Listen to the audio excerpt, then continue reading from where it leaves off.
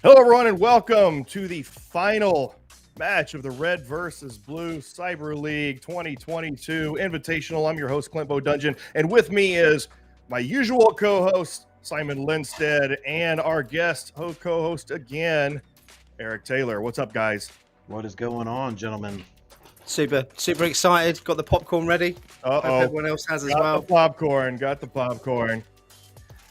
All right, guys. So today we have a special match between, and hold on real quick. It looks like I'm going to let you guys talk about the match real quick, talk about the competitors. We have just a slight technical issue on Jerry's end that I might have to tend to real quick. So I'm going to let you guys discuss the match, and I'll be right back.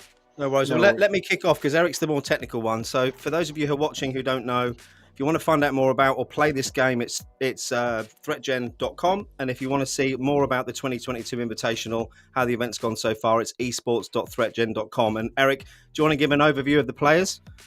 Yeah, so we definitely have, this is the final round of the Red versus Blue team.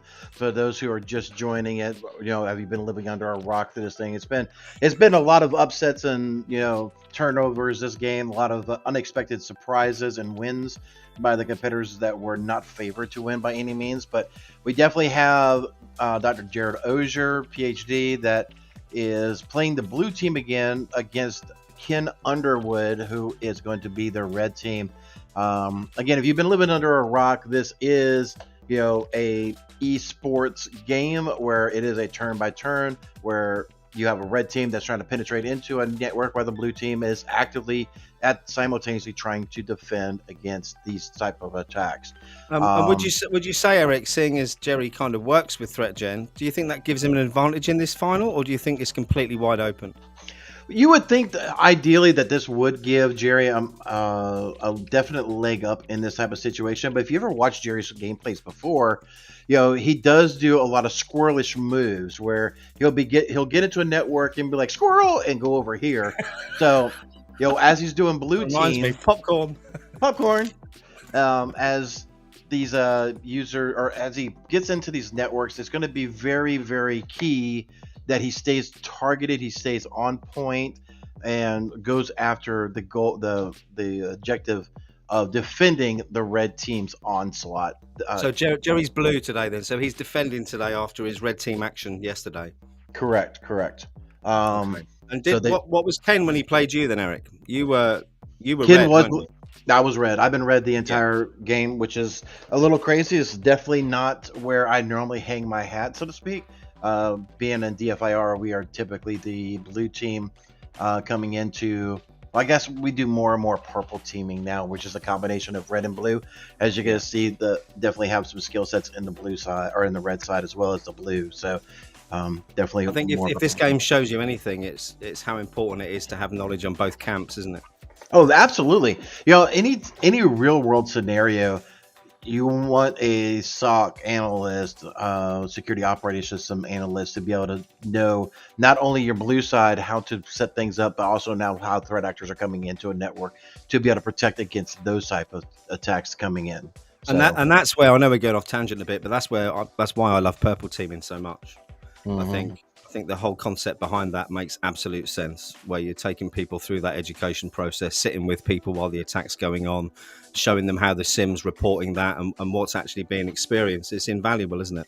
It is very, very invaluable. Excuse me as I stand up because one of my monitors just decided it wants to go on early vacation on me today. That's okay because I'm back. Yay! Hey, Clint, Yeah. how are you? All right. All So sorted? yeah. So unfortunately, we're not going to be able to have a little bit of a twist we put in the game. So we put a little bit of a twist for a late game excitement, and apparently for some reason it's not that particular build wasn't loading properly in Jerry's browser. It's cache. I don't know what was going on with that, so I just reverted back to the regular competition build. I will tell you what was going to happen later on. Yeah, there was a interesting little twist that we were going to work on with some insiders and some shifting of resources between the red and the blue in late game, but unfortunately that's not going to happen. So we're just playing the standard build. But what I can tell you what is happening now is that there is a very specific map that the blue team is going to play. And I'm not going to give it away now, just in case. I don't want to talk about it until the game starts, but only the blue team knows. So Ken is the red team. He does not know what map that we're going to be picking. We're playing 65 turns today. The game default is 75. That's going to be too long for match play. However, we wanted to be sure and give something a little more exciting.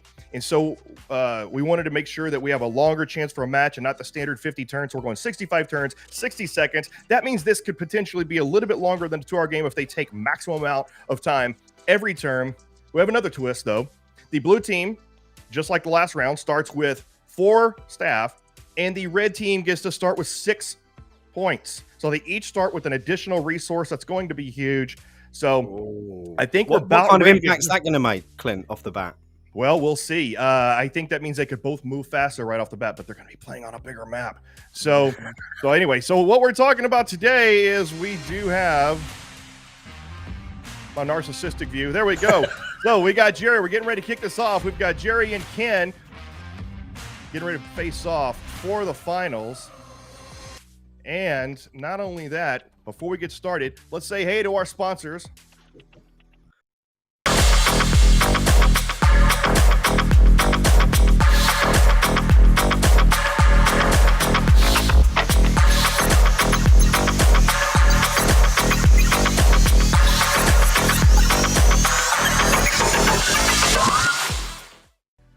So thank you to Barricade Cyber Solutions, Eric, and to Simply Cyber, Jerry, and to ThreatGEN, because ThreatGEN built all this. So let's tell them, go ahead. It's time to go. It's go time.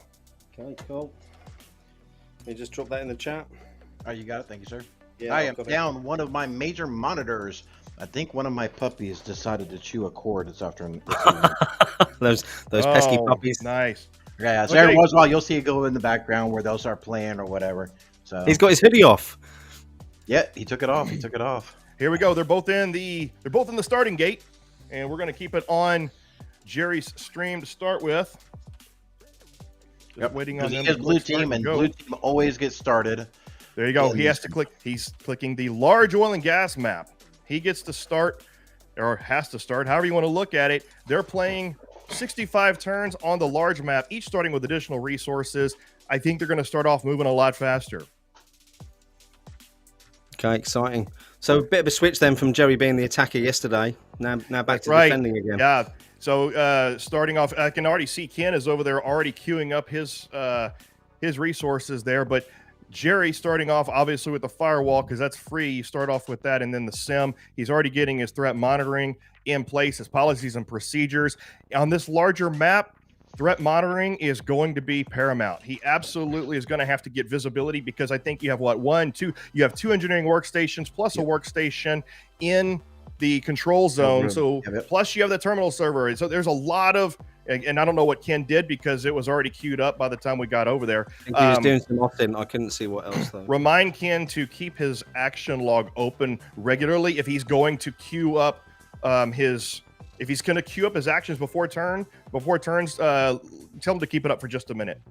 All right, so Jerry is already installing log collection, Yep. log on his Video surveillance, firewalls, on the firewall, and already doing video surveillance. He's preparing to defend against a physical run, but Jerry knows that he's absolutely going to have to get visibility on his critical cyber assets fast, because there are so many critical paths to those control systems that Ken can get access to. And that one major gameplay that just happened that we were not able to talk about, it does look like Jerry forgot that he did have 4 resources to start off with and did not fully utilize them on round 1. Yeah. All right. So he's researching weak passwords and electronic SE. Is Ken gonna try to go for the Jerry for Greg's wild ride? He may be. It's interesting that he did not start scanning that host already, because he still had that one resource. So yeah. It's like they each had an additional resource, and in turn 1 they didn't use it. In turn 2, Ken didn't use his additional resource. So this may be a situation of you're so used to having only a certain amount of resources that it's kind of memory mapped there. So these are like a lot of times when I play, we have 4 or 5 of our first steps done. So yeah, like setting up that chess match, right? Exactly. So what's going to be interesting if Ken does go for the Greg's wild ride strategy, and by the way, everybody, that's the firewall hopping strategy. If he does go for that, then I think Jerry's prepared for that. Because Jerry used that strategy, he knows about it. He's going to prepare for that. By the way, I didn't get a chance to say hi to everybody in chat. So we've got Alex in there and Carrie. Hi, everybody. Oh, if you're in there, got Aaron Lax in there as well, and Roy Keck. Good to see you all, and of course you as well, Kerry. Yeah, thanks for joining, everybody. And I see that the OSINT was completed. He'd researched weak passwords as well, but I couldn't see what else he'd done. Trying to figure out exactly. So he's got one resource. Jerry's got one resource left. He did not leave up the action log. Oh, there we go. So he's still doing the video surveillance. Okay. Yep, he's going to get that going. So what is he going to do with that last resource if he has available? Let's see. What are you thinking, Jerry? What are you thinking? You going to go electronic logs because you haven't got that put in yet? Nope. He is. He's doing his LCA, his log collection and analysis, which is good. He needs to get log collection analysis on that router. If he thinks Ken's going for a firewall hopping strategy, he's going to need to get visibility on that router and all of his firewalls. Yep. Now Ken's going ahead and doing his port scan, trying to identify what these devices are. So if he is doing Greg's wild ride, he'll be able to figure out that firewall very quickly and be able to start going down that path. Look at that, Eric. We've got one Hunter Taylor in chat. Oh, my little dude, my little dude.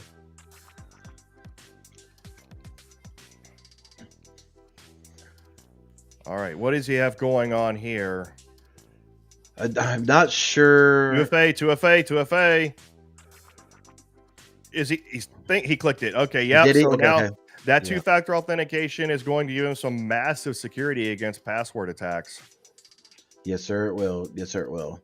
So that will help nerf Greg's wild ride. So it may come into Ken's sloppy ride. What happened there, Ken? So You were too quick again. So we are doing the service enumeration on, or he's using up his resources. That's a good idea. I mean, I personally would be. Yep, there you go. Researching. Yeah. How many resources does he have available there? He's got 2, so he could research just about anything. Yep. Gone for weak passwords again. Yep. If you're doing Greg's wild ride, you need to have default research and weak passwords fully maxed out. And Jerry's segmenting his network now as well. Okay, recon completed on the red side. Was that physical recon? Password attack. There he goes. He's doing the password attack on the gateway firewall. Yeah, and he's doing fuzzing of his existing assets, which is I wouldn't do fuzzing just yet until you've got that last Windows computer already identified. But each their own. Why is that, Eric? Because it won't, from my testing, and correct me if I'm wrong, Clint, but until all the assets, it's only going to fuzz the known assets. So you're missing out on the unidentified. Yeah, the unidentified Windows computer. Got you. And he's got it. Oh. Yeah, because that attack resolved before he got his two-factor authentication implemented. So Jerry didn't get the buff for he didn't get the password attack defense buff. Yep. For watching him move those assets to the left, just confirm he is doing Greg's wild ride. Yep. He's getting those out of the way. Yep. Jerry's left an X-ray in his DMZ, says Alex. Yes, sir. Yep, all right, so Jerry is definitely going on. He's on to him right there. At least he knows that he has access to that firewall because he put that log analysis in immediately to give him visibility on his critical entry points.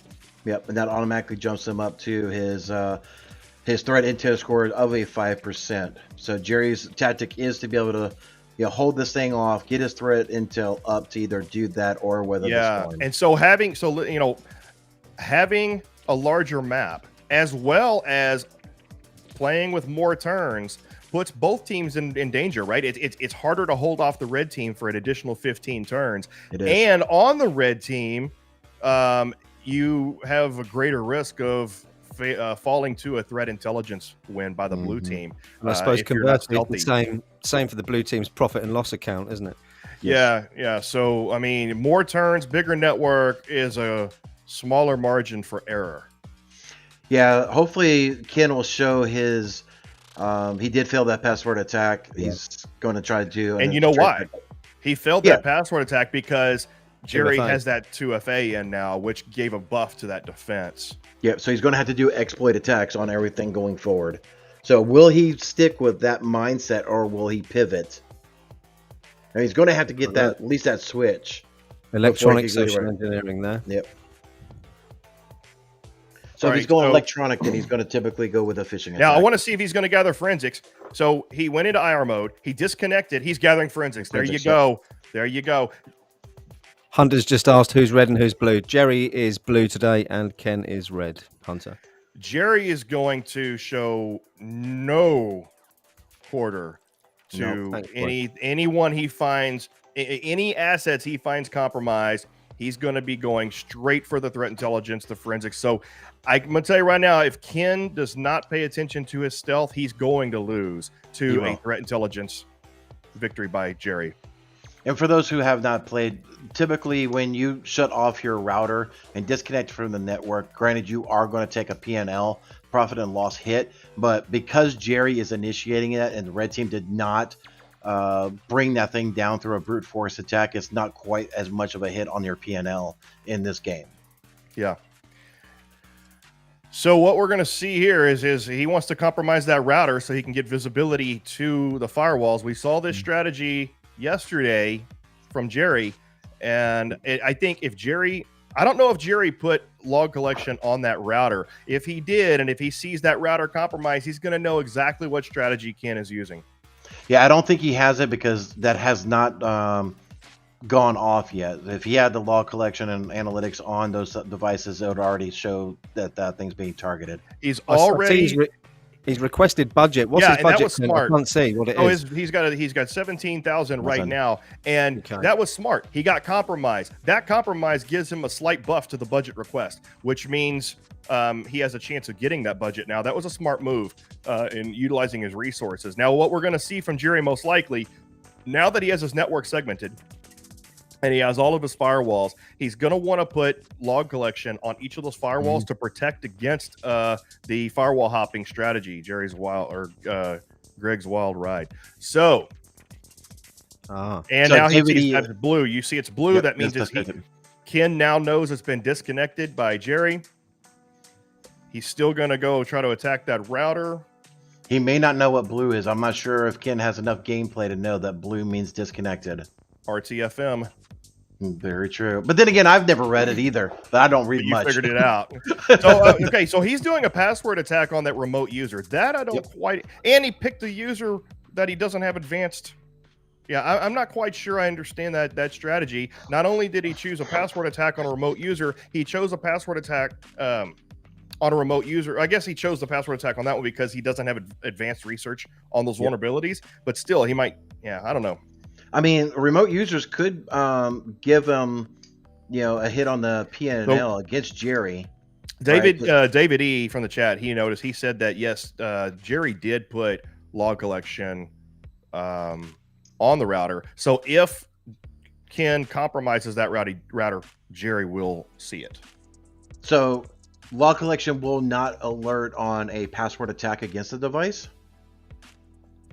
I thought at least signal that. I could be wrong. No, it will anytime the state of an asset is manipulated or compromised, the state is called controlled. Anytime it has a state of controlled, the log collection will alert on it. Okay, you got the budget. Got the budget. I knew that. Yeah, I figured he was probably going to get that budget because he did have a buff from a compromised asset. Alex has asked if Jerry's got his IR procedures worked out. Do we know? I think he did. I saw him queue it up. I'm digging the music we have going today. This sounds a bit hackerish, technical. It's better than the yesterday one, definitely, isn't it? Yeah. More appropriate, Clint. More appropriate. Kudos to the Restream dashboard. He's putting on his EDR in his critical assets. Smart. So he's anything that can have control of a PLC. So your SCADA servers, your HMIs, your workstations in the control zone, your engineering workstations. He's putting EDR on all of those to get visibility. So if Ken hits any of those, he'll be alerted to that. There we go. So in real life, is Ken more blue team or more red team? I'm not exactly sure. Jerry says that he has a lot of red team experience. As long as I've known Ken, it seems like he's always talked more blue team. I don't really know. I don't. It's really possible know that Ken's like me. He's more of a purple. Yeah. So that'd be interesting. Maybe we can ask him after this match. Get that. So we see. So Ken recompromised that firewall, and Jerry sees it. Jerry's probably getting a little fed up with it, but that's okay. Exactly. Thanks, Aaron. Aaron's just told us Ken's red. Appreciate that, Aaron.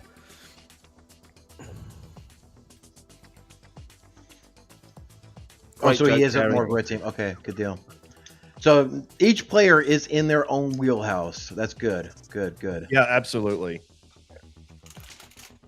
Hunter, my little guys, there's no purple team, silly. Yes, Hunter, there is. I'll talk to you about it after the game. Hunter, the things I do day in and day out is purple teaming to some degree, but we'll talk about that after. I'm kind of curious to see if my kids are watching. They won't be able to get into the chat because they're not on a computer. But I told my wife and kids that we're going live in 15 minutes, and sometimes they watch my streams. They used to watch my streams on my personal channel for other things. Mm-hmm. So if you are watching, hi kids, hi wife, kids, hey mom, mine are in bed. Yeah, hey mom. All right, so he's cleaning. Let's see. Gather forensics again. You could still gather forensics, but it's going to be diminishing returns each subsequent time you do it on the same machine. Mm-hmm. Yeah, because you're just reparsing the exact same forensics that you already have, right? Yeah, but there's always a chance you might find something new from recurring data. Yeah, if you haven't changed, unless you have changed it, you've increased your security posture on that said device. Gathering the forensics is not going to give you much. He elected not to though. He's going to go ahead and replace that. Replace it. Good. And then he's going to play deactivate IR on the same turn so that they resolve properly. So you're not wasting a turn. And that's a smart way to play.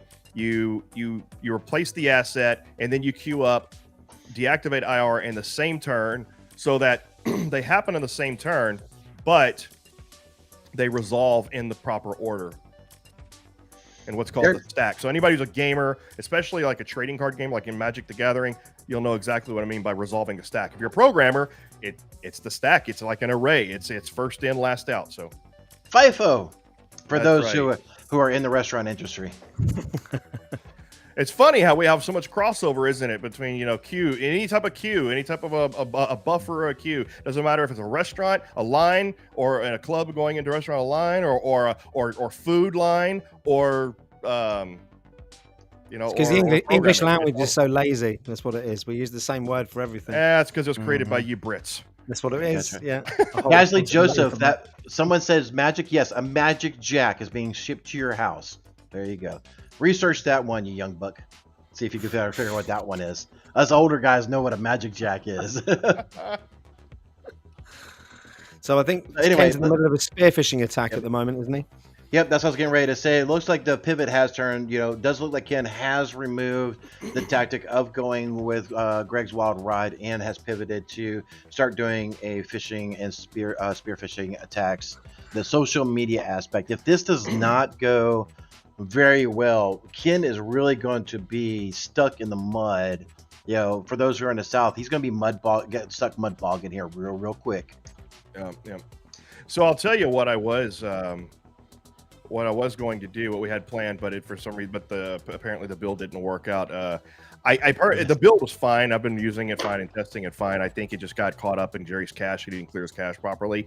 But so we're not going to see it. I'll spoil the surprise now. What it was going to be. Late games, red team tends to get bogged down and blue team has the advantage. And I wanted to make sure that if this game went beyond 50 turns, so if this game gets won or lost, I guess it has to get won and lost, and with 50 turns or less, then there's no different from the way the rest of the tournament's been going. So, however, if it went beyond 50 turns, I was going to, I put in a special little thing to where Jerry would get a notification telling him that he had a disgruntled staff that quit, and he will immediately lose one resource. And the flavor, the text basically said, you had a disgruntled staff member that moved to Oregon or died of dysentery. We can't tell which, but he left disgruntled. And the flavor text said, you've died of dysentery from Oregon Trail. and then at the same time on that same turn, Ken was going to get a notification that said that a former insider of your target has given you critical information, and he permanently gained one resource. So that's what was going to happen as a twist if they made it to late game to help balance out the red team deficiencies. Unfortunately, for some reason, the build worked fine for Ken, did not work for Jerry. I'm thinking that he just didn't get his cache cleared out properly or something like that, and that tends to happen whenever you have a build conflict. Big shout out to Jax in the chat. Yep. Hey, Jax. What's going on, Smiley? So she wants to know what she's missed. That's what we're getting ready to do. So as you know, everybody here, we are playing ThreatGEN's Red versus Blue, where Dr. Gerald Auger is doing his one-armed punch because he thinks he's Billy Bad, playing as Blue Team, and Ken Underwood is in his homeland of red teaming going up against Jerry. So right now it's pretty even. Ken was trying to do Greg's Wild Ride, but now it's turned into a big sloppy mess. He has pivoted to the fishing and social engineering aspect of things, but right now Jerry does definitely have a lot of strong defenses put in place. It's really going to be interesting to see how Ken is going to combat what blue team has already put in place. Thanks everybody coming in. We are at round 18. Please let us know in the chat, who do you think is going to win so far? Whose gameplay do you favor, and who do you think is going to win? Let us know. But here's the thing, while Jerry has a really good defense going, you have a large network and you have 15 extra turns. Mm-hmm. So, and as long as if Ken keeps jacking up that electronic SE, that electronic social engineering, Jerry's pumped. He's confident. He's over there doing this kind of stuff. Either that or he's jamming to the music, but that's what he does when he plays, when he's jacked up.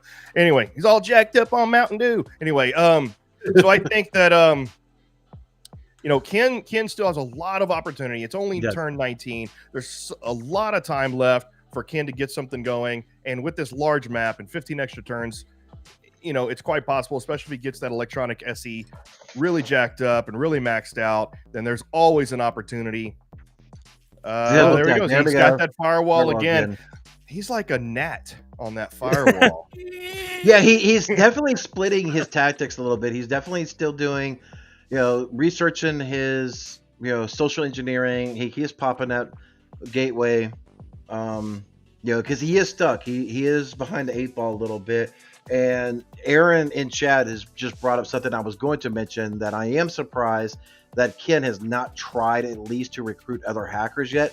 Yeah. It would have failed now. Maybe that's why he hasn't yet. But... Well, let's see. I mean, he's got So it's 25% chance because the 30 we bumped it to 30% for the finals, and it didn't make it into the build didn't make it. So we're still at 25% chance, but he's had a compromise. Now it's not aggregate. So when you get one compromise, you get that buff. He's got the OSENT buff. Has he done a spearfish attempt yet? So you get buffs. Okay, so the only buffs he has on recruit hackers is the OSENT and the compromised host. That's it. He's got 2 buffs. So was he not doing a spearfishing campaign last turn? No, he was prepping for it. Oh, okay. There he goes. He's finally got. Yeah, and he's got the router. Finally got that router. Jerry's gonna see it. Now and then, but he, I'm gonna be here. You're not going to succeed there, most likely, with a password attack. So he needs to be looking for vulnerabilities on those firewalls. I'm not sure why he's doing a host scan on a device he's already compromised. Yeah, I don't think he fully understands. Either he doesn't. I don't know. I'm not sure. Either he knows he's not going to be successful with the password attack, and he's looking and he's kind of modifying the strategy. Yeah, I mean, now Jerry absolutely knows that he's going for Greg's Wild Ride, and if Jerry is smart, he's going to put log collection on those firewalls if he hasn't already. Yeah, it's very interesting. I mean, the more and more time that we go on, Jerry is just doing my mentality.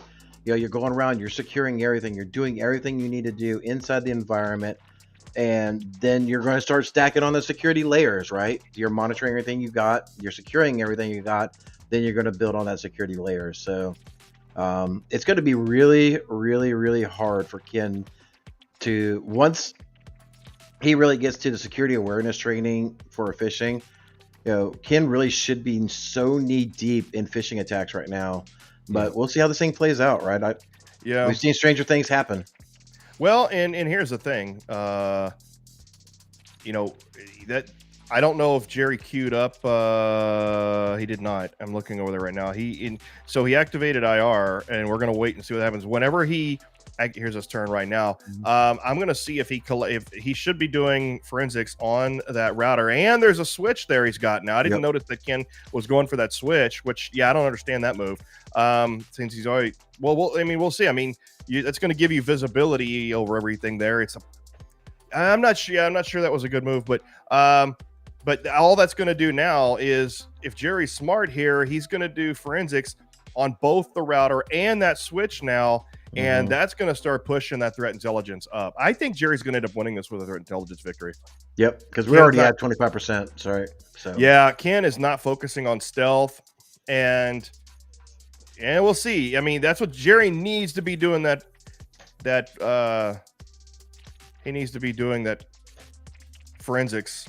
And Jerry, I will tell you right now, Jerry doesn't want to win this with a weather the storm. He wants to actively win this, and threat intelligence is his. Oh, Jerry, what are you doing? That's a misstep. He should be gathering forensics on both those devices. Yeah. Especially when, Jerry does not like to win by default, which is what Weather the Storm is. It's a default win for the blue. If he wants bragging rights, which I know he does, he wants to actively win this with threat intelligence. Yeah, so David E brought something up that I noticed a moment ago, that his sim elk server here does not have EDR on that thing. So if Ken pops that sim, it's going to be visibility. Yep. Yeah, so that's a technique that the red team can use to blind the blue team to now. If he does not, somebody throw something at Jerry. He still does it. My gosh. No, don't throw anything at Jerry. We don't want any. We don't want. Oh, do you mean throw something physically at him like a wrench? Yeah. Okay, yeah. Do you think Ken will get to the point where he'll decide to pivot to the perimeter, try to go for physical attack? He's starting to get visibility now. Look, he has no forensics. No, up there. You know what I think I think he's toying with Ken now. He is, I think, but. If he pops that sim, though, he's going, like you said, he's going to lose visibility, because that sim gives him that threat intel. But Ken doesn't see the sim yet. He's still enumerating. Yeah, he's just trying to find stuff, right? He's getting a little bit of foothold. He's trying to find his way around. So, I mean, Ken is He's at least being diligent. He's being persistent. You know, Now I think he just queued up fuzzing. which is good because now you have a little bit more Yeah, assets. he did. He did. Yeah. Yeah, he needs to, because he needs to find 0 days on some of those things, so Jerry can't fix them as fast. Because I've never seen Jerry do pen testing. Now, are you going to do it? Yeah, there you. Oh, no. Gather David said he forensics. just enumerated the Linux computer on the last. Okay, guy. gather forensics. Gather forensics. There you go. There you go. So he went into Now- IR. It did not put EDR in his. Oh, this is crazy gameplay. Crazy gameplay. This is. I wonder Do you if think he's taunting him? I don't know. I don't know. We're definitely one of the questions I'm going to be bringing up. So Because yeah, my normal gameplay, when I put the sim in, the next move is I put EDR on that. and thing. there we go. There's the sim. He's got it. Yep. See, he Yep, knows it he's- too. He knows it. He's gonna. Yeah. So is he going to research those vulnerabilities and attack it? Let's see. Let's see. He's got 4 resources right now. He's still fuzzing. What are you doing, It's Ken? I mean, he's got basic vulnerabilities on there right now, but he doesn't have any. I don't know why he's doing this. He's got the sim. Now, I mean, here, think about it, right? Jerry. Well, that is the DC. But here's the thing: Jerry knows that those devices are compromised. If Ken compromises the sim, and all of a sudden Jerry sees those red devices go normal, he's going to know the sim has been compromised. You got to wait. You got to give, and Ken doesn't know this, but you've got to give Jerry time to clean those devices, then compromise the sim. So the question in the chat from James, thanks Jack for mentioning my name, brought my attention to it. Is it too late for him to cover his tracks or evade IDS? Yeah. Sort of, yes. All the existing stuff, right now, he's not going to be able to cover that up because his EDR and everything's already detected that. But if he starts exploring that, what happened there? Okay. It looks like he had a minor glitch. Okay. Wait, hold on. Yeah. Wait. Yep. It looks like, it was just a minor glitch. Okay. It was a network connectivity issue. That might explain why Jerry was having issues. Come on, Ken, click that. Tell him to just click close. You got it, Simon? Yeah, got it. There he goes. Wait. He's got it now. Okay. So a Okay. little bit of technical issues. So yeah.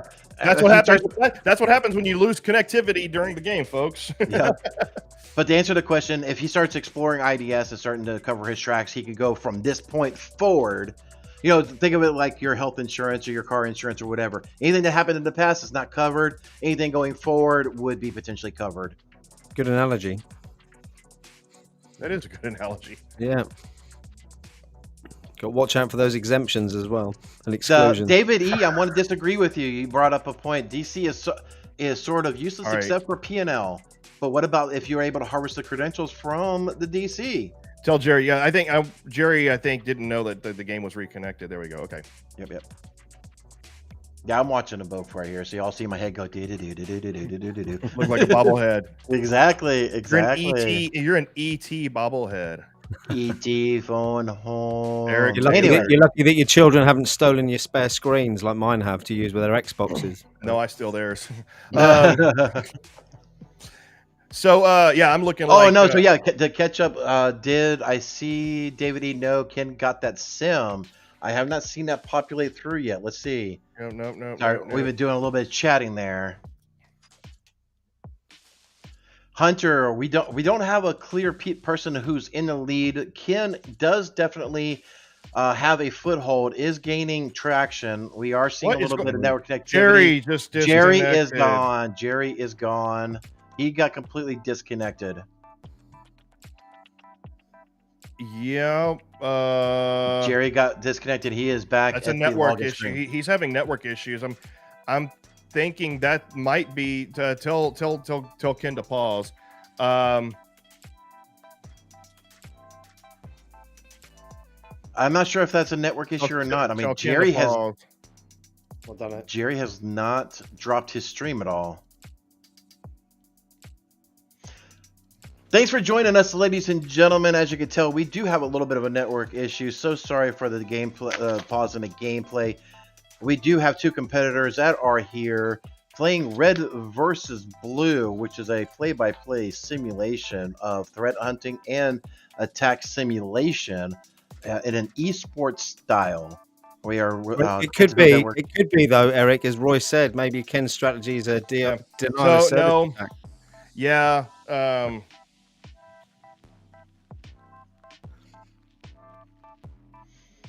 Yeah. So Okay, yeah, I think Jerry. So Jerry, yeah. Sorry, Clint, go on. I was just going to drop in, if people aren't aware of where to find the game, it's ThreatGEN.com. And if you want to have a look at the Invitational tournament flowchart and results, have a look on eSports.ThreatGEN.com. Yep. Please wait with us, everybody, while Clint is doing his magic to try to clean up what's going on, see if we can get the gameplay back and going here. While we're waiting, everybody tell us, where are you from right now? Where are you checking in from?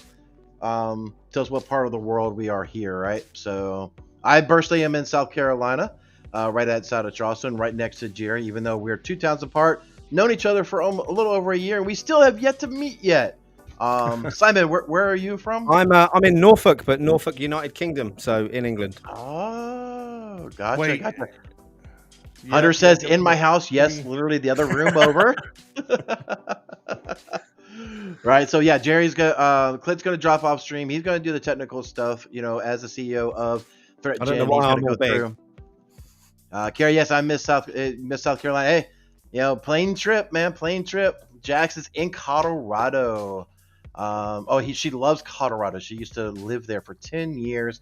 Justin is in Colombia. What's up, neighbor? What's up?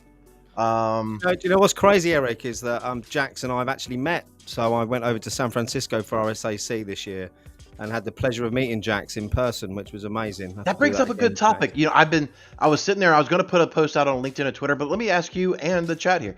I'm looking at conferences for next year. I'm debating DEF CON. I'm definitely going to Reconnaissance Con next year. It's a new conference for DFIR firms and practitioners. Those who don't know, DFIR, Digital Forensics and Incident Response, is what we live in. But let me know in the chat what conferences are you looking forward to for next year that are cybersecurity related. Again, take out Reconnaissance Con, which is kind of a new one. In case you didn't know, check it out. And don't mention DEF CON or anything like that. But what is everybody else doing? Westworld? No, we're not going to Westworld. I don't want to be overrun by a robot. Simon, what conferences are you looking at potentially going? I know. Well, I'm going to one next week, actually. I'm going to Cyber Expo, which is in London next week. And I think there's another one that's maybe in Brussels in Europe that I'm going to in November. But other than that, next year's a long way away for me. So I'm unsure. I've had the pleasure of being flown over by the firm I'm consulting for this year. So I kind of got a free ticket over there, which was amazing. Hopefully, I'll get to go to some different ones next year. Yeah. Fingers crossed. Yep, Kimberly. To be honest though, Eric, it's even going to RSAC and then going to InfoSec Europe, which was in London, the similarities and the messaging was pretty much the same, and it was a lot of buzzwords around zero trust, shift left, and whilst there was some value there was an awful lot of vendor noise. I think would be my opinion. Yeah, I heard that a lot about RSA. Everything was zero trust this, zero trust that. And a lot of vendors don't really understand what zero trust is. It's like, oh, we're going to help you get zero trust. Really? How exactly are you going to do that, ladies and gentlemen?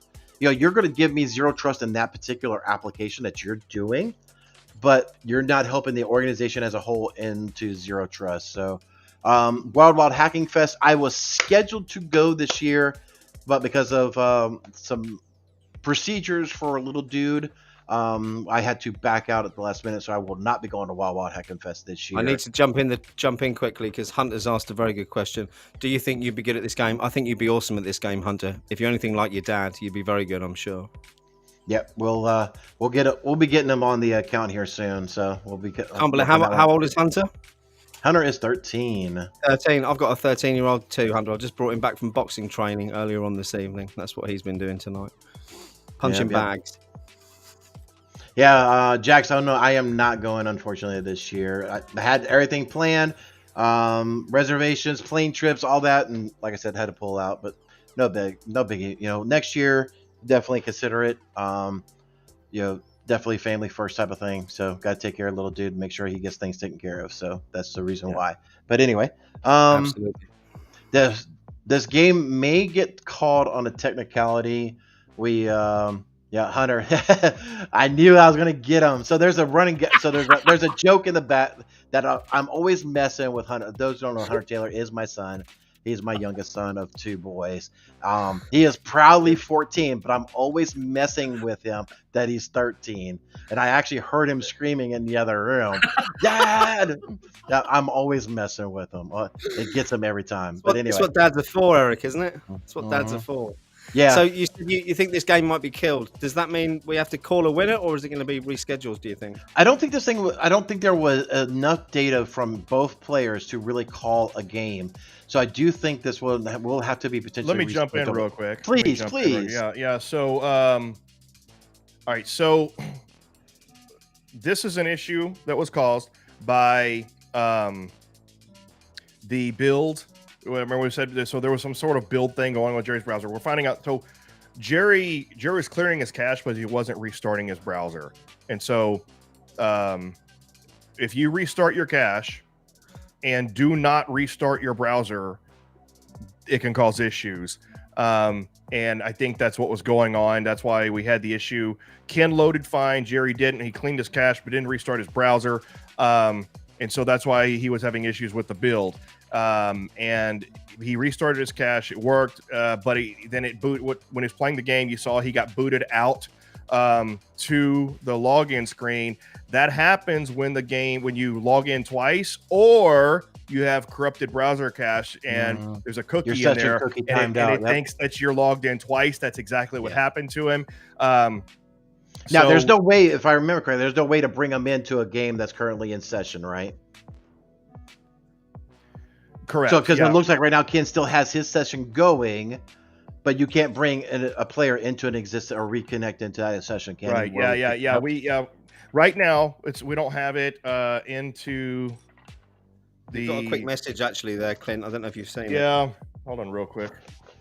No worries. So I noticed, Alex, thank you very much for pointing out my glorious locks and the fact that while Clint was away, I was just on full screen whilst Eric was trolling his son. So, Clint, you're aware of what we were talking about when you were away now. Yeah. So I could hear you talking. I was just dealing with this in the background. So the issue we're facing right now is that Jerry still seems to think we can recover. He can get back into the game, and we keep telling him we can't. So there's no way to get back into the game, unfortunately. That's a typical CISO, though. Every time I deal with a CISO, it's like, "Oh, we can do it." No, you can't. Yes, we can. Until they go through and they, So what's the plan then, Clint? Are you going to run a shorter game, or what are you going to do? I think what we'll do is we'll just drop it back to 50 turns, because we don't want to call it like this. This is the final match, and we'll just let them restart. We'll just go back to the regular. We'll just go back to the 50 turns, the standard resources, and play a straight game, going back to a random map. We'll just start over that way. We'll just bring it back to, and Jerry, unfortunately, he may be restarting his browser. He's going to reboot his whole thing. So, his stream killed. This is now that we're going to do having a web-based match.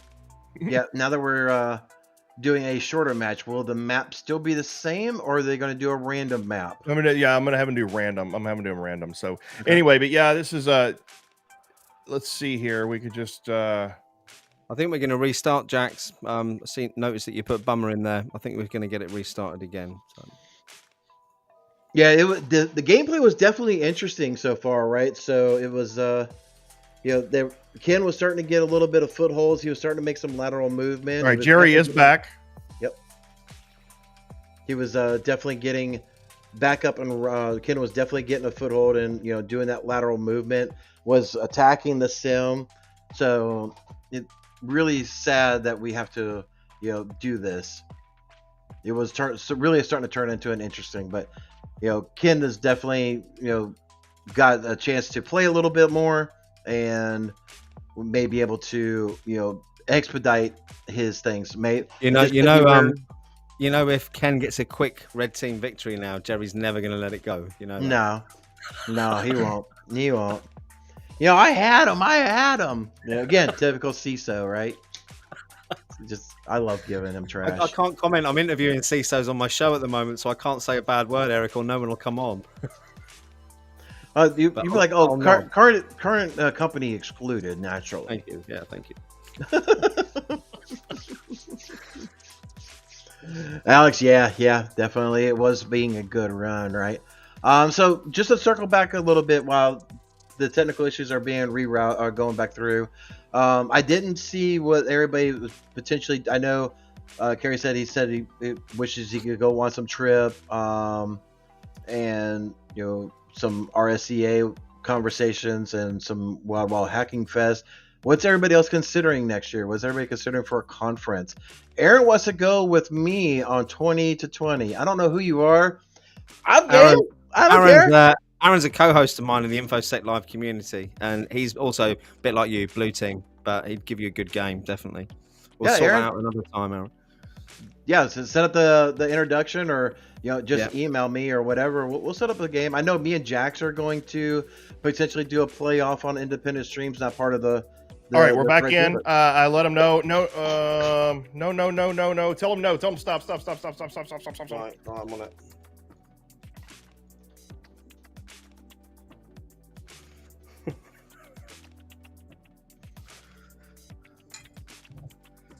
Got it. Yeah, you had to ping him to get his attention. Yeah, he's not. So somebody over in his chat ping him and tell him to stop. He did. He's waiting on you. He is. Yeah.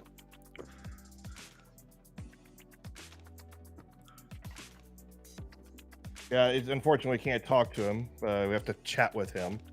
You want me calling on a cell phone? Never mind. He just raged, ladies and gentlemen. Oh, here we go. Getting changed. Of course, you got to put on another layer. Yeah. So now Aaron, good. Aaron got my back now, and he's telling him what to do. So yeah, he. I mean, and look, it would have been fine if we ran a full 65 turn game again. But to be fair, we're already an hour into this, and so I just want to do a standard tournament game and just get it done regular.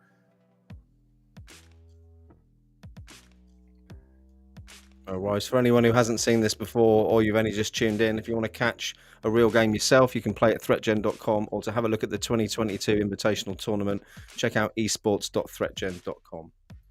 There we go. Good to go. All right. Let's go. Round 2. Did you say he was choosing the same plant or a different venue? It's going to be a random one. Okay. They're going to pick randomly.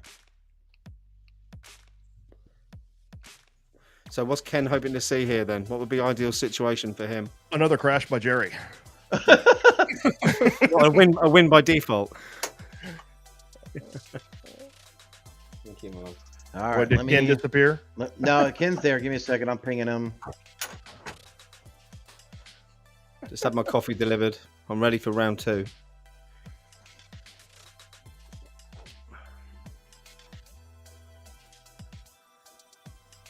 There we go. Looks like Ken is paying attention now. He's getting Alex. Things. Yep. There we go. All right. There we go. Here we go. We are going random, like we said before. Now let's put this thing back up. We've seen how the gameplay was going already to begin with. Is Jerry going to be able to keep with the same tactics and be able to hold off? And he's the manufacturing map. Okay. Oh, the small map, the massive blue team side, massive blue team. So he's got an advantage here. Yep. Yeah, and I'm going to go ahead and say this. I think that Jerry was on pace to win the game in the last match before I crashed, unless Ken got a lucky strike. That's so I'm gonna put that out there right now. That so if Jerry wins in this one here, then I'll say that's what was on pace to do the last one anyway, barring a lucky strike.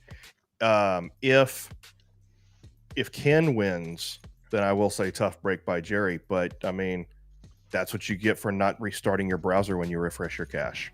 Does it look like Ken's going for the same tactic again? Straight away researching weak passwords. Yep. He may be doing the Greg's Wild Ride. In sloppy ride, you mean?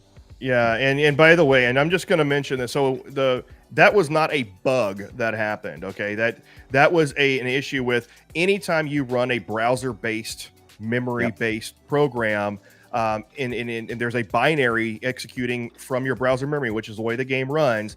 When that game changes, when the binary changes, when something about that changes, like when we do a new build, you've got to get that cleared out of your memory by clearing your cache, and then you have to restart your browser to be sure. And that's with anything. That's not just with. And we had that issue at Elevate IT at a conference last week. Same thing. The browser cache wasn't being cleared. So if you are a professional player here, or I mean, if you have a professional license and you're playing Red versus Blue and you're experiencing that, make sure you're clearing your cache and restarting your browser anytime there's a new build that has been pushed. So it's a learning experience for everyone. There we go. So what's Jerry up to? Jerry's doing his default, setup, trying to get things locked in. Ken is definitely doing a very interesting tactic where he is doing weak passwords and he's doing electronic SE. So it does seem like he's trying to do a two-pronged attack. Okay. There we go. Right. So. And Hunter, suggesting he plays Clint. Yeah, good idea. No, Hunter, you're not playing Clint. I am first on that totem pole. Actually, it was Jerry. Jerry was first. Well, never mind. I'm at a higher run on a totem pole than you are, Hunter. You're down the bottom of me, Hunter. It's all right. It's good down here. We learn lots. That's right. All right. So hopefully Jerry will show his. Let me ping Jerry. Say, hey, show your action log.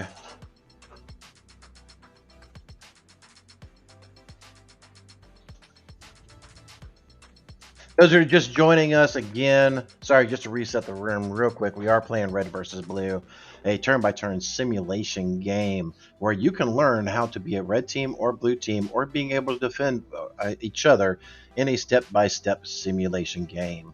Where we do have Ken Underwood as a red team, as you see right now, seeing two devices on the blue team's network, trying to figure out what those two devices. While Ken, Jerry is trying to defend against Jerry. I think Ken's going to try the same strategy. I think he is. That way. But he's doing a little bit different. Like I said, he's doing electronic SE, which I don't remember if he was doing that much before. I don't think he was, right? So Alex just said, yeah, stock blue team launch. I totally agree. Hunter's told me to be quiet, not to expose any more family secrets. No worries. You'll have to come more often. So tell us some secrets about your dad in the chat. Come on. Jerry, all right, so better. Jerry is he's segmenting his network and he's getting that security on the engineering workstation. Alex made a good point. Jerry missed a trick without the vuln mapping turn after the segmentation started. That's an interesting tack. I've never done vulnerability mapping right after the segment. That's an interesting tactic. DJ B6. We have got the chat messing with him now. Oh my gosh. Oh, look at that. He's got log collection on all of his firewalls. He is defending fully against that the firewall hopping, Greg's Wild Ride. He is not taking any chances. He knows there. What's coming, doesn't he? Yeah. Jerry is betting hard that Ken is going to keep the same tactic, just go back through the same thing. And he is so far. Yep. It's if Ken went and did a blitz like the Roadrunner, like I did against Matt Lee, he would be annihilating Jerry right now if he pivoted. Yeah, Aaron, in answer to your question, you do have to have a sign in, but you can register on ThreatGEN.com is where you can sign up for that. My boy Joseph said that he feels like Jerry stole his playlist from Spotify. So I guess Jerry's over there still jamming. We be jamming, man. The Jamaica. I'll be quiet now.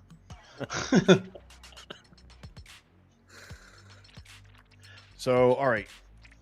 Sorry, we do have fuzzing going on from Ken. That's good. He's not relying solely on passwords this time. Yep, he does see both of those assets. Yeah, and he so now failed is a good because time- Jerry's already got that defense up in place. Yep, so he's going to start researching his vulnerabilities and trying to know what to attack for on those. There is an interesting play that he could potentially use.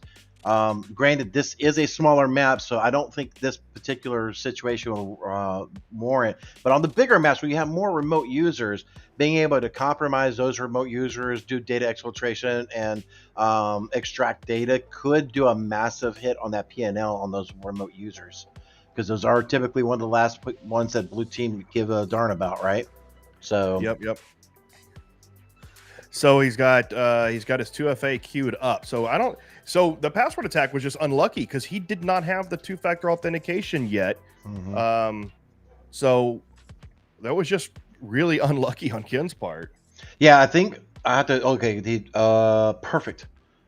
So we are back over on red, yes, sir. So he does have the default credentials enabled. He does have the weak passwords enabled, which I didn't know if he had default in research or not. So that's a good update. Good deal. So yeah, that is definitely an unlucky break on his side, being able to pop that device. So yeah, Jerry is definitely going after the most critical infrastructures that he has. He still hasn't, like last time, put an EDR on that Splunk server to be able to do that. I kind of feel like that. Wait, did I already turn it over? Yeah. Okay. Yeah, we are. I kind of feel like it was a little bit of like a little bit of justice served here, in that we started with a big map, and we're already an hour in, and then we restarted a new game, and they get the smallest map. So it's kind of like the universe is balancing things out. Absolutely. Yeah. I'm not sure what's going on in. I'm not sure what's going on in chat, but Hunter, be quiet. He's complaining that his pocket money's not enough, is what I can see. Great, that means I'm gonna get hit up for a raise on the freaking chores list. This is awesome. Okay. But anyway, I'm not sure. I'll talk to him later. I'm not sure what he's complaining about. So is Jerry looking confident then? Is he looking relaxed? He does look very confident. He does look very focused though. Those who are actually watching him on his stream, it's interesting to see him very focused. He's trying to figure out his game plan.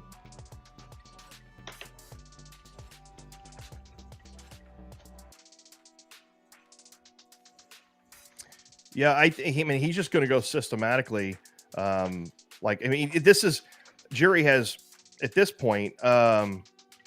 So I would say that Ken is probably not experienced enough with the game to defeat Jerry on a small map, because Jerry is going to go through systematically and just secure his network. And Ken, I don't think you argue he's better off pivoting to the perimeter then. Clint? Yeah, I think he needs to go physical. I mean, at this point, and he needs to try Hail Marys. I don't think Ken's not going to get in through his traditional means on a smaller map against Jerry. Jerry has too much experience being able to secure the smaller maps quickly. But again, it's easy for us armchair quarterbacks to sit here and say that when Ken doesn't really know what map he's on. I don't suppose at this point, does he? Yeah. So Alex, I totally agree. Or get a social engineering campaign going. Exactly. You need to pivot from Greg's wild ride or Ken's sloppy ride, whatever you want to call it this time around. Of doing that attack to go and phishing and or physical. Creating those malicious USBs and going in. Let's see. All right, we're over back. There we go. So he's going to start. Has he secured the RDP yet on that terminal server? I know he was securing some stuff. I can't remember if that was this game or last game. But anyway, hopefully he'll show up his action log again and we can go see that. I know I'm not sure if it was this game or last. I saw him messing with it. I did as well. With EDR and things like that. He's got a 0 day there, so he did that fuzzing. It was successful, and he found a couple 0 days. Unfortunately, he just doesn't have that many he doesn't have a very big attack surface right now. Alex and David, thank you so much for confirming he did secure his terminal service this time around. Thank you. Okay. Thanks to the people who play this game and help ThreatGEN out so much. You know who you guys are. You are actively watching, keeping us straight, knowing the gameplay. We definitely appreciate their engagement and helping us keep us straight. So thank you very much. Very much. Yeah. Alex and David are official beta testers, volunteer beta testers at that. I had to mention that because they're going to start asking me to pay them pretty soon, I'm sure. If, yeah, especially since my guy's already in here talking about a raise and everything too. Yeah, I'm going to whip out the ladder later. Tell them to start climbing the ladder a little bit, and there's your raise. Old construction joke for you. You know, when you always ask the boss for a raise, get on the ladder. So now we have Just Ben telling us that he did not secure the RDP. He put on EDR, but he did not secure. What do we have going on here? We had Jerry's all pumped again. Okay. Yeah. Whose turn is it here? Oh, and he's just letting his turn expire. Yep. So let's try to get this thing reset again. So we are back on red team. He is doing a lot of research. He is trying to get in there. He is, well, we are almost at turn 15. You know, he is still done. He's stuck in the mud. He just can't get in there. You know, if he does research enough, doing this for, Eric? How long does he keep at this pool before he changes tactics? Me personally, I would have started already changing. Yeah. Right. He's already, when he brings back up his skill set, he was doing electronic SC research already. So it's not as hard for him to make a quick pivot. But the longer he waits with a smaller map, Jerry's going to be able to have a chance to secure this thing more and more. All right. Yeah. So. And you said before on the first game that you don't think Jerry's going to want a drawn out. He was going to want a decisive victory today over Ken. Yep, but I mean, on a smaller he did get the compromisation. Oh, I mean, compromisation, dude. Compromisation. Using not the big words, even if that is word. If not, I'm not even sure if that's the word. It might be a word in the UK. So yes, compromise the main firewall. You know, this goes to real world life, right? If you know about a vulnerability, you research those vulnerabilities enough, you will be able to compromise a device, right? So it doesn't matter. But you know, Jerry does have his logs turned on for that main firewall. So as you can see there, he does see that firewall is compromised. Will Jerry? He is going to activate IR. Good deal. Yeah. But is he gonna? Is he getting the forensics going? He's just now getting that going. Okay. Yep. So we'll know next turn, sir. So he's got the router. Wow, he's making making hay of this thing a lot. I'm thinking that little network hiccup that we had probably isn't going to matter because this is playing out exactly like it did before, but on a smaller map. So it's. I do think Jerry is a lot more focused this time around, where he was a lot less. He was a little bit more sloppy. Maybe it seemed that way because of a bigger map. I don't know, but we'll see. Right. So he is gathering his forensics on that server. This is, we're picking up right where we left off, just on a smaller map. It's now here's something for Alex and Ben and David E.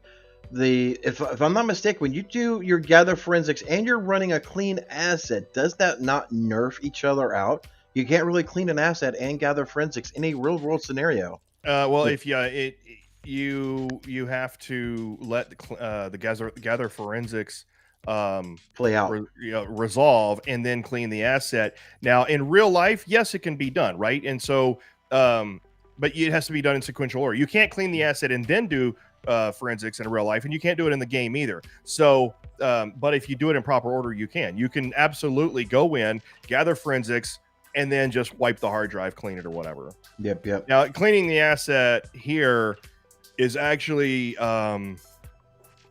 it's a very ambiguous term. What we're simulating in game in terms of cleaning the asset is you are removing all the binaries and the evidence and anything that basically you have cleaner tools, right? And then and it's removing the evidence of the threat, the C2, the malware, and all of that, and replacing the asset. It's assuming that you're replacing the asset and restoring from like a known image, that sort of thing. So Can So I here's just jump in and for No, those no, who no. aren't very come on, let me. denied. For those who aren't very technical like me, so going back to something you said a moment ago, Eric, is quite relevant to how you can use the game to learn. I think you mentioned the fact on a bigger map, maybe Jerry did things in a different order to what you would in that situation. So is there not a set standard on how to do that when you approach a big map? Is it down to an individual thing? How can you learn from the game? What learning points can we take out of that?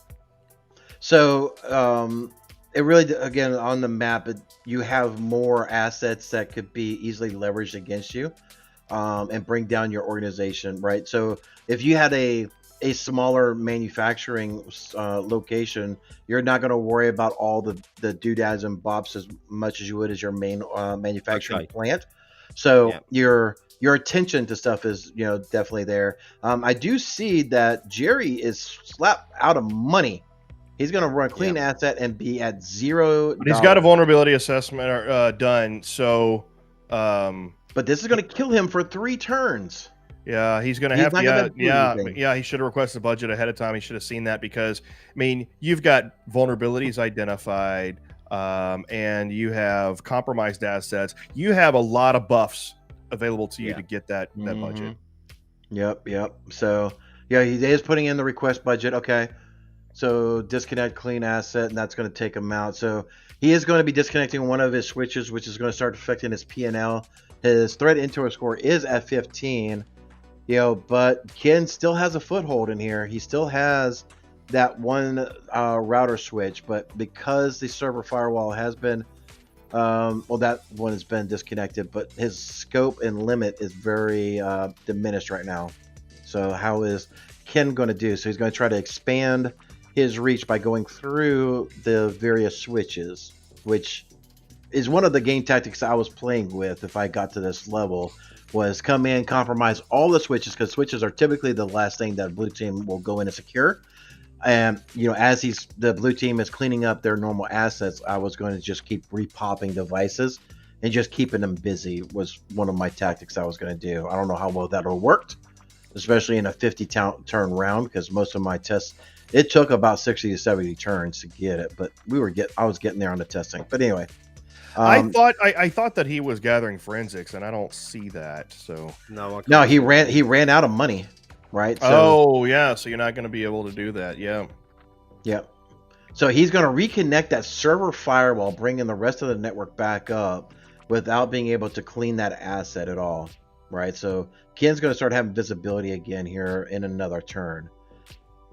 So Ken's just trying to figure out what those 2 last assets are. James, thanks for that clarification. All the forensics attempts blew up. Thanks, Alex. Appreciate that. Okay, they failed. All right. Yeah, I mean, and they can fail. That is viable in game. I mean, you're not always successful at gathering forensics. That's correct. I can't tell you how many DFIR cases I've been on. I'm like, I have no idea how they got in here. Have a great day. Nah. Wait a second. What's that yellow sticky right there? Oh, it says password on it. Oh. Oh yeah, key thing for real life. Don't put passwords on the bottom of this thing. I can't tell you how many times I find that. But anyway, back to the game.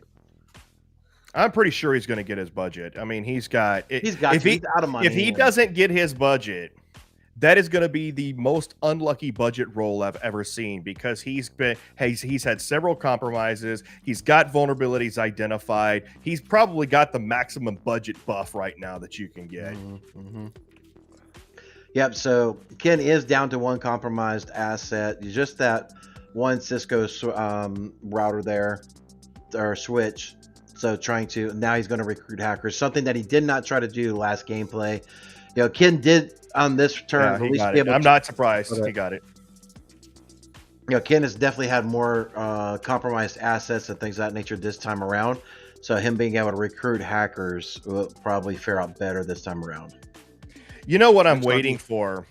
I'm waiting for this game to have become so industry standard that we start hearing people talking about their actions that they do. It's like, well, you know what? Did your quarterly budget for your cybersecurity come in this year? I don't know. I don't think we had enough buffs. And when people start talking like that, I know that we've made it. All right, mission for everybody. Let's create a conference just for ThreatGEN buffs, okay? All just- BuffCon. BuffCon. BuffCon. No, don't do that because then you're gonna have a bunch of like bros and bodybuilders showing up. Oh, that would be hilarious. A bunch of big old guys come in. Oh, You should have your own conference next year, Clint. Actually, Have a if we had conference. BuffCon, Dave Kennedy could run that thing now because he's become pretty buff. and just to bring it back to the game a little bit, Ken does see the DC server. He does see the Splunk server. I don't know because we have had some idle chit chat going on.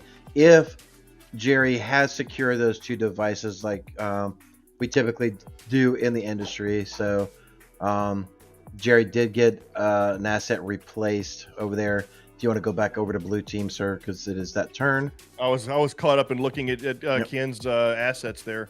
I Yep. like looking at Ken's assets. All right. I have heard that, Clint. Yeah, this is supposed to be a PG-13, aka Disney room, sir. Yeah, assets were referring to the computer equipment there, obviously. Okay. I just like to see Simon blush a little bit. I Because you can't. see him over there. I change the tone on my camera. That might do The it. top of his head, the top of his head glows. Yeah, Yeah, it you just does. see him over there getting all big, all smile, like, I'm not going to say anything. I'm not going to say anything. I keep pinching myself, so I don't. All right, so he's got everything cleaned off there. But wait a second. Oh, what's it? He still got it. How does he still have it? He replaced that asset. Or did he clean the asset? No, he Either replaced way. it, didn't So I think he did replace it. he? Yeah, he did. That's interesting. Maybe he thinks he cleaned it, but it's not actually clean. Yeah, so maybe it cleaning failed. is not 100%.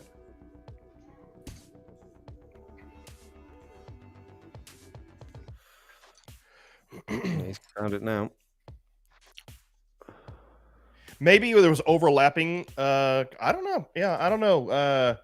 Greg, Aaron, you want to jump in, fill us in there on how maybe that happened? I'm thinking maybe that Jerry thought that the asset was clean. But in other words, he was given the impression that it was cleaned because cleaning is not 100%, but it's not actually clean. It's not. No, I'm sure. Maybe it was the other one he replaced, not that one.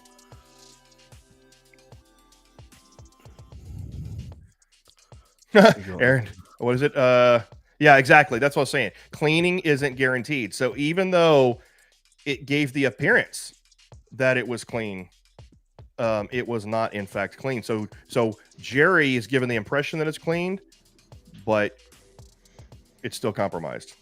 It is still compromised. And that's true to real life, right? I mean, you don't know for a fact whether or not you think you've done it. You think you've done your job, but you don't know what you don't know. That's the best way to explain it. You don't know what you don't know.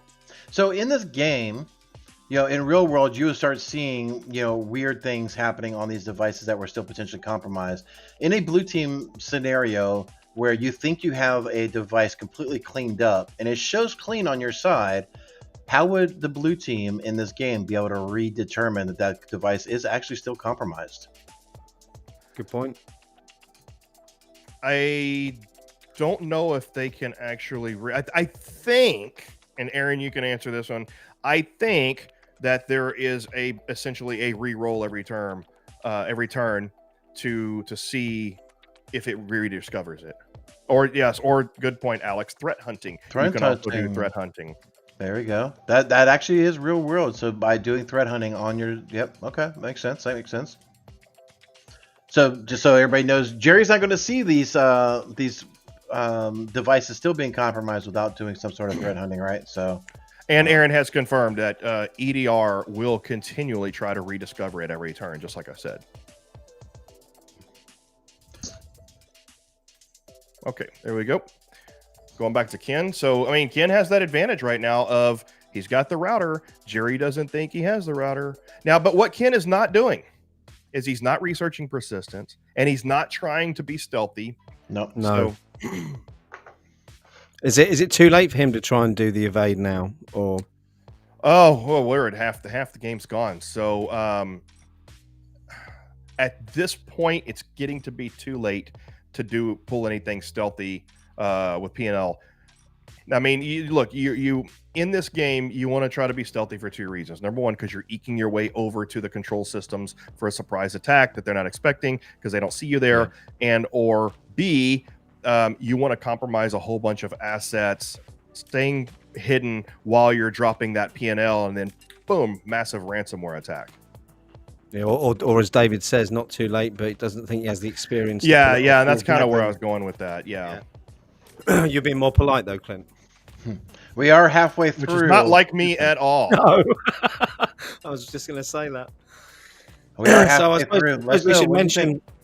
we should mention halfway through, for those who've just tuned in, if you want to check out and try this yourself, it's ThreatGEN.com.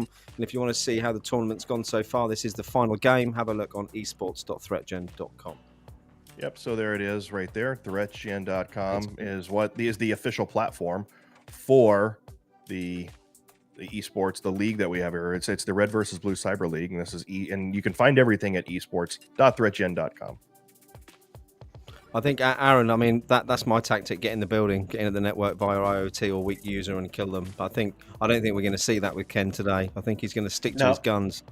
Yeah, I think he feels he's so far into this gameplay and this tactic, he doesn't have the ability to pivot, I don't think.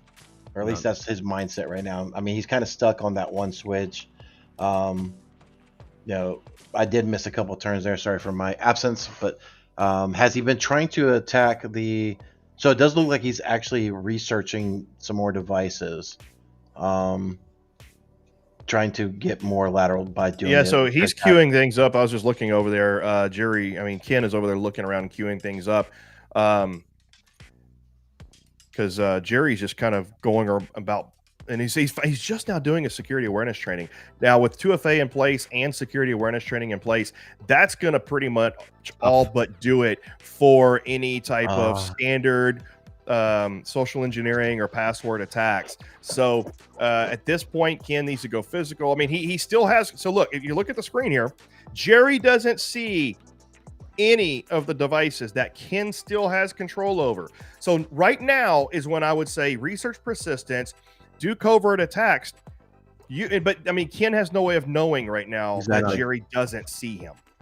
And just for everybody's been around here for a long time already, but just no screen sniping. Don't be telling Jerry what we're talking about or telling Ken or anything like that. So just want to make sure. And we haven't had, we haven't, but just to say it. A long time ago, in the very first match ever, actually, I think between me and Jerry, there was some tomfoolery. There was somebody going back and forth between the streams telling Jerry what I'm doing, and we haven't had any issues since then because we buried that. I'm just kidding.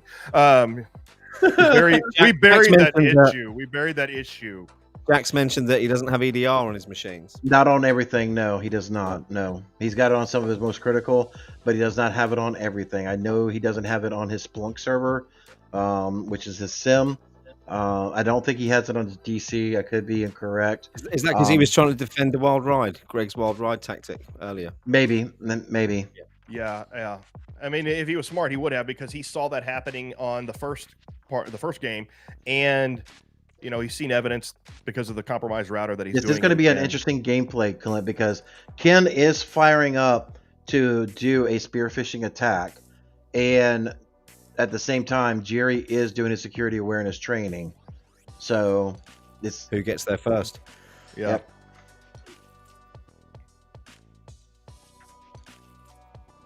If on the network. Sorry, just reading through the chat here.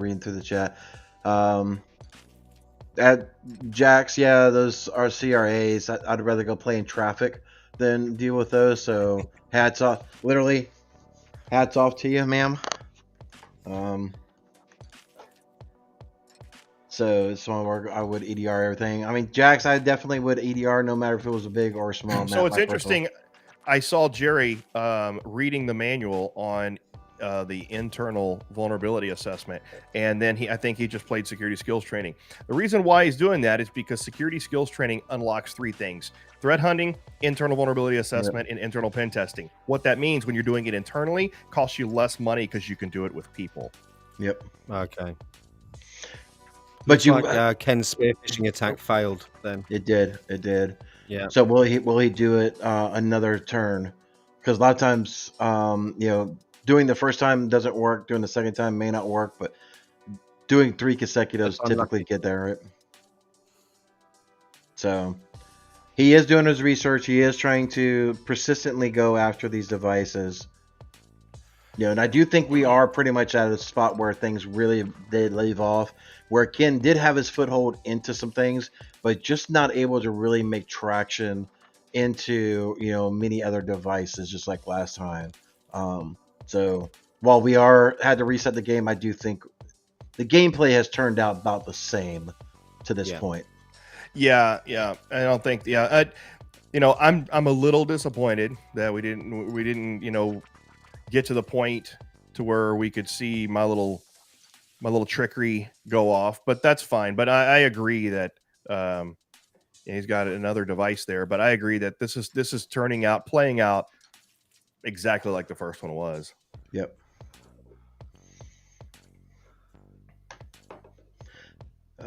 Just reading through some of it. So what exactly? So Jerry is just going through. He's just assessing his vulnerabilities right now, while during his idle time, and Ken is definitely seeing what he's currently got, already acquired, for his training skills. At this point, I think if I was Ken, Oh, Ken, why did you quit with 2 resources available? Ken is starting to make the same mistakes he made against Jerry the last time, leaving assets available to do even just basic other training, right? So if you see right here, he does not have endpoint detection. He does not have USB on his sim. That is crazy. At this point, if I was Ken, if I was Ken, I would leave those compromised hosts out there as decoys. I would pump up my human SE, my human social engineering. I would make a run on site to try to find HMIs. I know that the HMI cheese has been nerfed, or I would get on site and plant a Trojan. I would do something on site at this point. I would leave the fact that I've got all these cyber assets compromised out there, and I would use those as decoys and make a beeline, pump up the physical social engineering, or the human social engineering, to increase my chances of bypassing the surveillance and do something on site. Yeah, absolutely. I don't think I'm not sure what Aaron is talking about in chat there. Looks like Aaron's adding Clint to some leaders or something. I'm not really sure. Maybe we'll follow up with that a little bit later, but maybe a comment for you there, Clint, from Aaron L. Oh, he's got a LinkedIn group. Oh, I think he meant thought leaders. Yeah. I think he's a, yeah. So, okay. Yeah. Okay. Thanks, Aaron. So we are doing some more fuzzing. He's trying to figure out the vulnerability, which he's already got those on those. So I'm not sure if he's going to be able to really pick up any other, vulnerabilities by doing that fuzzing, right? Jerry's just doing an awesome game right now, right? He's locked down. He's getting it more and more, right? Hopefully he starts doing the threat hunting and be able to start seeing some of those vulnerabilities. So he can further clean up his network, so Ken does not have that persistence in there like he's had so long. He does see that server router is actually there. He is going to replace it and then deactivate IR. Okay. Which, I mean, this far in the game, his P&L is not down that far. His threat intel score is at a 25. I didn't see it. Correct me in the chat here, please. Did he actually do the forensics on that switch or not? I don't think he did. I didn't see that he did. Yeah, he just replaced it. And Ken, once again, sent it back to Jerry with 3 assets available. This is crazy. Well, yeah. Why did he do that? Does he not? Is he just not noticing it, or does he just not know what to do? We're going to ask him in the after party here, right? Because when I was playing you, Eric, I got to the point where I just didn't know what to do, which is why I just threw everything at kind of the physical and social engineering side. And it worked. Yeah, but you'd think he'd try that, wouldn't you? I'm surprised he hasn't given that a go yet, because we've got 16 turns left. It's not many, is it? I just, here's what I just think Ken's just not that experienced with the game, and so he doesn't realize the play mistakes that he's making. But here's the thing. He knows enough about cybersecurity to where he's trying to make intelligent choices without being experienced with the game. With you, Simon, no offense, but you're not experienced with the game or cybersecurity. So you were just throwing spaghetti at a wall until something stuck. Absolutely. And that turned out to be a better strategy for you, because in this case, I think Ken is actually outthinking himself. Yeah, agreed. Yeah, You're not capable of outthinking yourself, Simon. I've never tried. I'll leave that to the intelligent people. 15 turns left, ladies and gentlemen. 15 turns left. I haven't seen any people weigh in on who they think is going to win so far. What do y'all think? What do you think? Let us know. Yeah, me personally, I do see a lot of comments in the chat where people are banging their head against the wall, against the desk, on rocks, over some of the wasted gameplay by both competitors. Because Jerry does have the ability to do threat hunting, and he is not fully doing it on all these devices. So it's interesting, and the fact that Ken's leaving resources available. So the veterans of the game are going nuts. Yep. James Driscoll thinks it'll be Jerry. I've got to say, I think it's going to be Jerry as well. Yeah, I think based on the gameplay that I saw in the first game and based on what I'm seeing now, it looks like Jerry's got this one wrapped up. Unless he pulls, and I'm gonna call it the Simon. So if he pulls a Hail Mary spear phishing or USB drop that nails an asset with controller PLCs and gets an IPS destruction victory, I'm going to call that move is now going to be forever called the Simon. Love that. And Jax, can I just say thank you, Jax, for sticking up for me a bit there. I'm saying you'd throw everything against the wall as well. It's making me feel a lot better. Thank you. No, I mean that's the exact purpose of this, right? I mean, I'm not, this game is designed for people like Simon to learn. I completely agree. And for anyone who knows how I got into the industry, I got in through social engineering. Effectively, I'll share that story another day, but in a non-illegal way. But it's definitely. I think I read some research a few weeks ago that over 90% of successful attacks come down to a human weakness element. So it would make sense when playing the game to give that a go, wouldn't it? And that's actually too. I shared on an AMA one time, and I still need to have my AMA on the Discord. But I told a story about actually at HughesCon as well. I told my story about how I literally social engineered my way into this industry way back in the late '90s, early 2000s. We should do a fireside chat, Simon, about how we each social engineered our way into the industry. Yeah, I'd love that. Let me have you on my show soon. It'd be really good. We could do a ThreatGEN pitch at the end just to top it off. Look. There's an old school, I'm not sure if it still works or not, but there used to be a Google thing where you could actually add yourself to a Google Calendar event for an interview with the CEO and just show up. What makes you good to be this job? I scheduled this interview myself. Yeah. Well, and then there's a thing too. That's whenever I was doing red teaming full time. I mean, full scale red teaming, physical, social engineering, cyber, everything. One of the tactics that we used to use to get into an organization, infiltrate an organization, was literally apply for jobs and tailor our resumes to meet that, and it's because all you have to do is get physically on site. So you only have to know you make your resume look golden, and then you only have to talk the talk enough to be able to get invited physically on site, and then we'd plant rogue devices on site. That is amazing. In fact, I wrote about it in my book in Hacking Exposed Industrial Control Systems, in the gray pages, which is the anecdotal stories in between each section. We talk about that on how we did that. So where can you buy that book, Clint? Where can I buy that? Yeah, let's say shameless plug time. Oh, Amazon. It's an older book, but still relevant just because it's industrial control systems. But yeah, it's on Amazon. Just Google my name. You'll find my book both in English and in Chinese.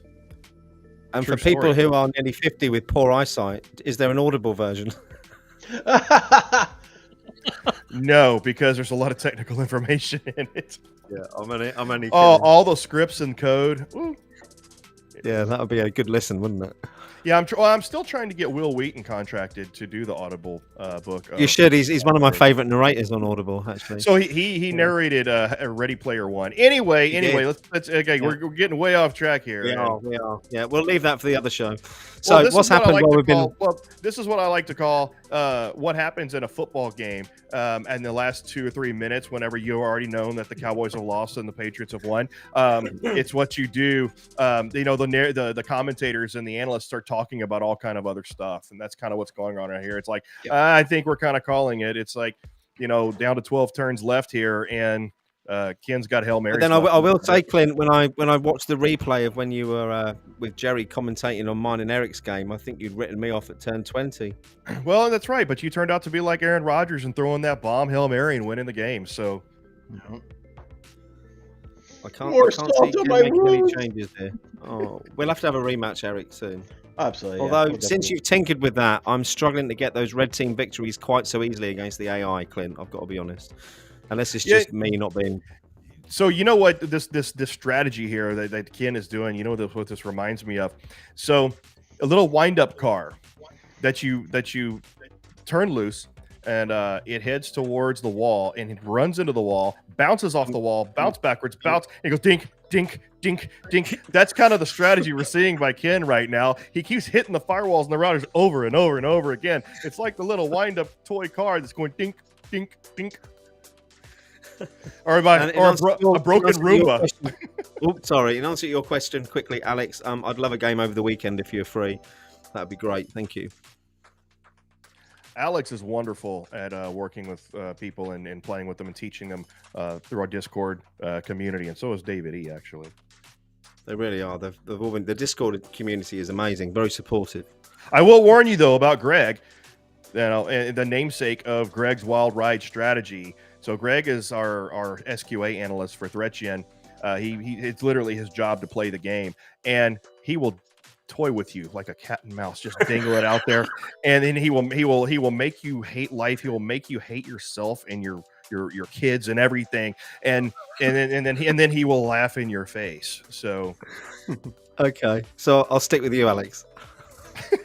I don't know, man. I would probably schedule some time with Greg's. Like, all right, show me how I can get frustrated and how I can get around this stuff. 'Cause that's the part that I love. It's like, all right, let's test this thing to the max. Let's go.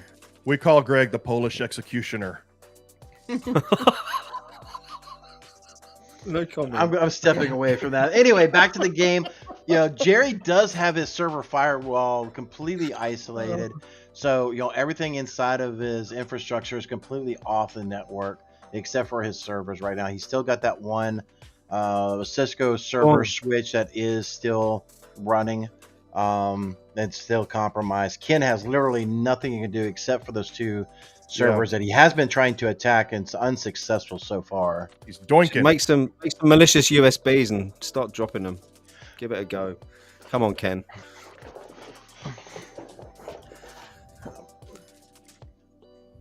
So 10 turns left. Ken may be he's still trying the spearfishing attack. We'll have to see. Jerry's running around doing threat hunting now. That's how you know he's looking for things to do. He's got stuff that needs to be hardened, but he's not worried. If you notice, he's cleaned everything off on the process control side, and he's waiting until the very end to worry about the things that are away from that process control network. In a business enterprise network, your domain control servers and everything other than that Splunk server there, nothing there is going to affect too much, and it has to do with what's critical to the business. In a regular business enterprise, the keys to the kingdom are your data servers and your user data and all of that. In an industrial system, your keys to the kingdom are your production systems, the things that make you the money, the process automation systems and all of that. And what a lot of people don't realize is that, they think that the domain controller and that centralized account management still manages all the accounts in the process control network. And it doesn't. In normal right now, and what you're seeing out there, and it shouldn't, it should be separate, is that the business enterprise systems do not manage your industrial control systems, and nor should they. Now, you can find in many cases in larger industrial control systems networks, you'll find a domain controller that it's dedicated to the process control network managing those accounts if they have their stuff together. But typically, you don't have the same management. So affecting a domain controller in an industrial organization is not going to necessarily, in most cases, won't affect your industrial control systems. So anyway, that's my... Yeah, let's see if hopefully his spearphishing attempt will be valid. He has failed to attack the DC again still, and the EDR Splunk server. So Ken does seem to be stuck in the mud. If he doesn't get a spearfish attempt here pretty successfully, this is definitely looking like it's going to be a blue wave. Yeah, and that's what it was looking like. It was headed that direction in the bigger map that they were playing in the game before anyway. And I kind of suspected that's what was going to happen, especially on a larger map and a longer game, which is why I wanted to throw that twist in there. And around turn 51, 52 is what I was looking at. And I really just wanted to see Jerry throw his arms up and get freaked out about the fact that he just, lost a resource due to a changing rule of the game. But I got to see that anyway whenever his network dropped or his game crashed. And so, it was you, wasn't it, Clint? I'm satisfied either way. Yeah, I planted a virus in his system. So yeah, Ken definitely has lost any and all foothold that he had in the network. Jerry has definitely eradicated him from there. So right now, Jerry has an all clear scenario. I mean, not an all clear game win, but he's definitely, there's nothing in. Unfortunately, it's a remote user. It's not going to get him anything. Oh, I see it up there on the top left now. Yeah, he got a remote user. That's it. That's not going to get him anything. But he needs to do it again. He needs to pull that trigger again. He needs to go for that spearphishing attack again and hopefully get lucky. Mufasa. But what will we do? I mean, he's got all 5 resources. I thought he was getting like in turn for a second there. Yeah, he's not doing. Yeah, there you go. He's doing the spearfish attack. I mean, and this is it really. I mean, if he doesn't get it this turn, he's not going to have enough turns to do anything with it. If it takes 3 turns to get the spearfishing attack. So if he doesn't get it this turn, he's not going to have enough. He could possibly pull off another one, maybe. So I think, and with 7 turns left. No. He's cleared it. He cleared out the spearfishing. Yeah. He should have spearfished I don't know what he's doing there. Exfiltrated data on that workshame. Yeah. It at least started to affect the PNL.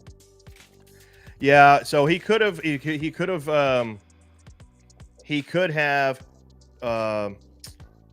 dropped a spearfish. If it wasn't successful, he could have dropped another one, and then it might have given him enough 1 turn left if he got lucky strike on the engineering workstation to possibly damage the ICS. But at this point, he can still do it. He still has time. Does Alex has said he think he's connected to the PCS? That remote user? No, because there's a DMZ. I mean, there's a VPN in the DMZ, so that means he's connected to the DMZ. Right, got you. Come on, what's Ken going to do, if anything, that's going to make an impact over there? Jerry's a little confident. Definitely over time is on the blue team right now, just so you know. There we go. I got stuck reading comments. No worries. I didn't see what he clicked on. Hopefully he'll show his action tree.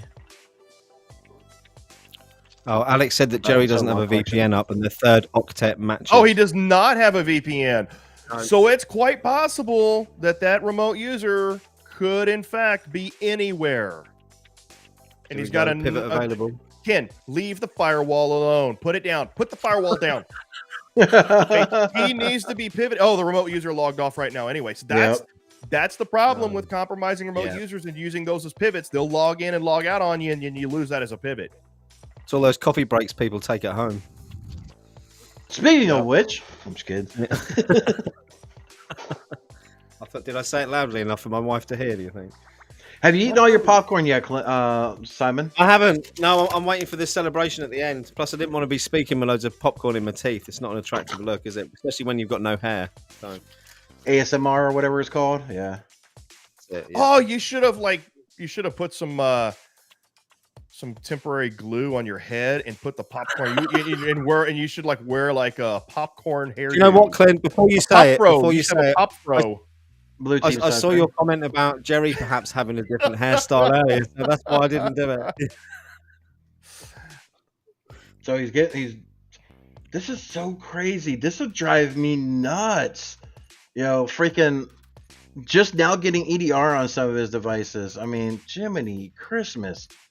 Makes me want to go play in the traffic. But I mean, it's working though. I mean, it's crazy.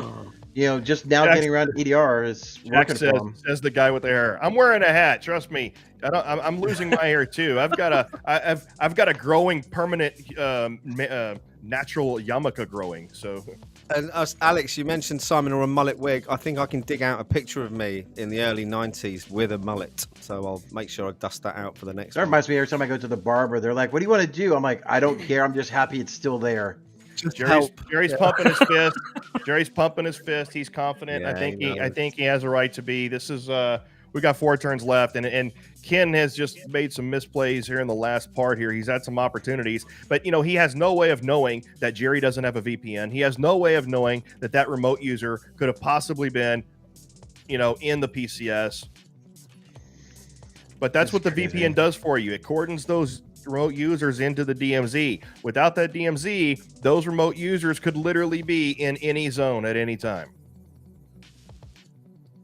And David says Jerry can just pull the main FW plug now. What does he mean there? Main firewall plug, yeah? Yep. So he can literally just go into the main firewall, shut it off right now into IR, and just walk away. Now, and there'll be enough turns. Not something you want to do in real life, right? But it's a tactic you can use in game to guarantee your victory, because when you pull your firewall, you're going to cut off all access from the red team. Now your profit and loss meter is going to go down. That P&L meter is going to go down.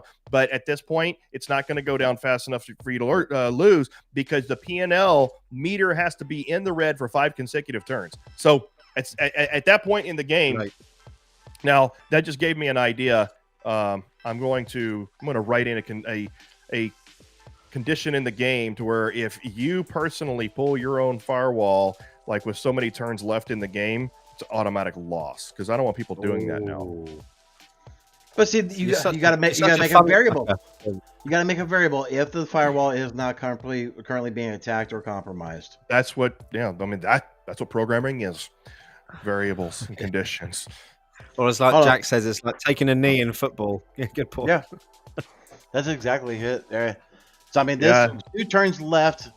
Jerry knows he won, and rightfully so. I look, honestly, I think both games, the one that Jerry's lack of technical knowledge caused the crash in. Yes, I'm throwing stones. I think that he was playing a better game there, and he's played a better game here. So Jerry's gameplay does absolutely. It deserves, if that's the way to say it, it deserves him the win. I mean, I'll have to ask the Brits there if they're for what the proper English would be. You've got a bit of a Ferrari coming up in the chat after your comment about nixing that, Clint. See, DJ B-Sec saying that's not true though. ThreatGEN, you could be taking down the firewall for maintenance. But if I agree, however, if people start using that as a tactic to ensure their victory in the last, turns of the game, I would have to remove that from play. Yeah. The one thing that I was waiting to see if Ken was going to do, and he didn't. He had the vulnerabilities enough on some of these devices where he was attacking them, and instead of actually trying to manipulate and gain access, start taking them, doing denial attacks, start taking devices offline. So, sorry, I thought I was hearing Sandstorm by Darude in the music, but it's not. There's an achievement that has been suggested.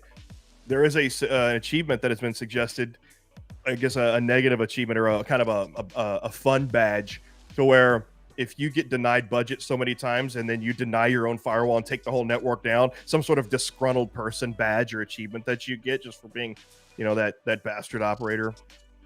All right. Let me know if that's a thing, because I'm going to go for that. I want that too. I've always wanted a bastard badge. I can't. I think I've already got Yeah. All right, so this is going to be it. This is going to be it after this turn. Yep. It's all but gone, ladies and gentlemen. It is over. We are taking the knee. We're never going to live this down from Jerry, are we? No. What are you talking He's about? going to need Never his live own it down? room. Yeah, we don't. All this does is look bad for ThreatGEN because it looks like that. We just had our own person, go and wipe everybody out. So Yep. there it we go. is. Weather Yep, the that's storm, weather the ladies and storm. gentlemen. We Well did done, definitely Jerry. anticipate that. I gave everybody the link. We're gonna we're already gave going it to 'em? to. Yep. So we're gonna wait here in the chat for them, and I'm not even gonna go and look at the stats or anything like that and talk about that. If anybody wants to see the stats, go back to the video and pause it. So here's sorry. It's this. It's been a long episode, ladies and gentlemen. This has been a really long episode compared At to least most. you two are sitting down. I'm standing here. Look, I'm sort of flagging. Yeah, well, I would rather be standing. This chair is hurting my butt and my back and everything else here. So, Yeah, I thought you were jazzercising for a minute there, Simon. I've got some headphones in, and I'm just kind of doing a little bit of a dance. we've got Ken back there. We're not going to let Ken back in until Jerry comes over. So feel free to say whatever you want about Ken right now. So we'll wait till he comes on. I just want to say quickly while I've got the chance, just a massive thanks to everyone in the chat today. I think out of all of the ones I've watched and been involved with this week, the chat's blown up. You've been super engaging, and despite the technical problems, it's been awesome. So thank you so much. And I just want to say, those technical problems. Ken didn't have a problem logging into the game and getting it loaded and all this stuff like that. So I am blaming that on Jerry. I'm not going to let him live it down. And we've got a question in the chat from Tammy Alexander. Is ThreatGEN for people that have never done this before? Yes. 100%. Absolutely. I am the noob in this situation, and I've learned so much from this platform the last few months. It's unbelievable. So please check it out, ThreatGEN.com. Now, it's not only for people who have never done this before, because, this guy down here, I feel like the Brady Bunch, right? But once we get everybody else in there, yeah. There's we have people that are experienced playing this game, and we have people that are brand new, and it really is for everyone. All right, let's bring everybody in. So, hey, Jerry, congratulations! You are the champion. I don't care if you can't hear me. Tell me that 1 minute. Don't give me the finger. You don't get to do that. No. I was fixing my audio. So wait, Jerry. Hold on, that celebration. All right. Anyway, so here's the deal. Congratulations, Jerry. By the way, I just want to say that what's interesting is that even though we had the hiccup with the other game, everything was playing out exactly like it was in the first game. It's not like there was a different strategy being used. It's not like there was any difference.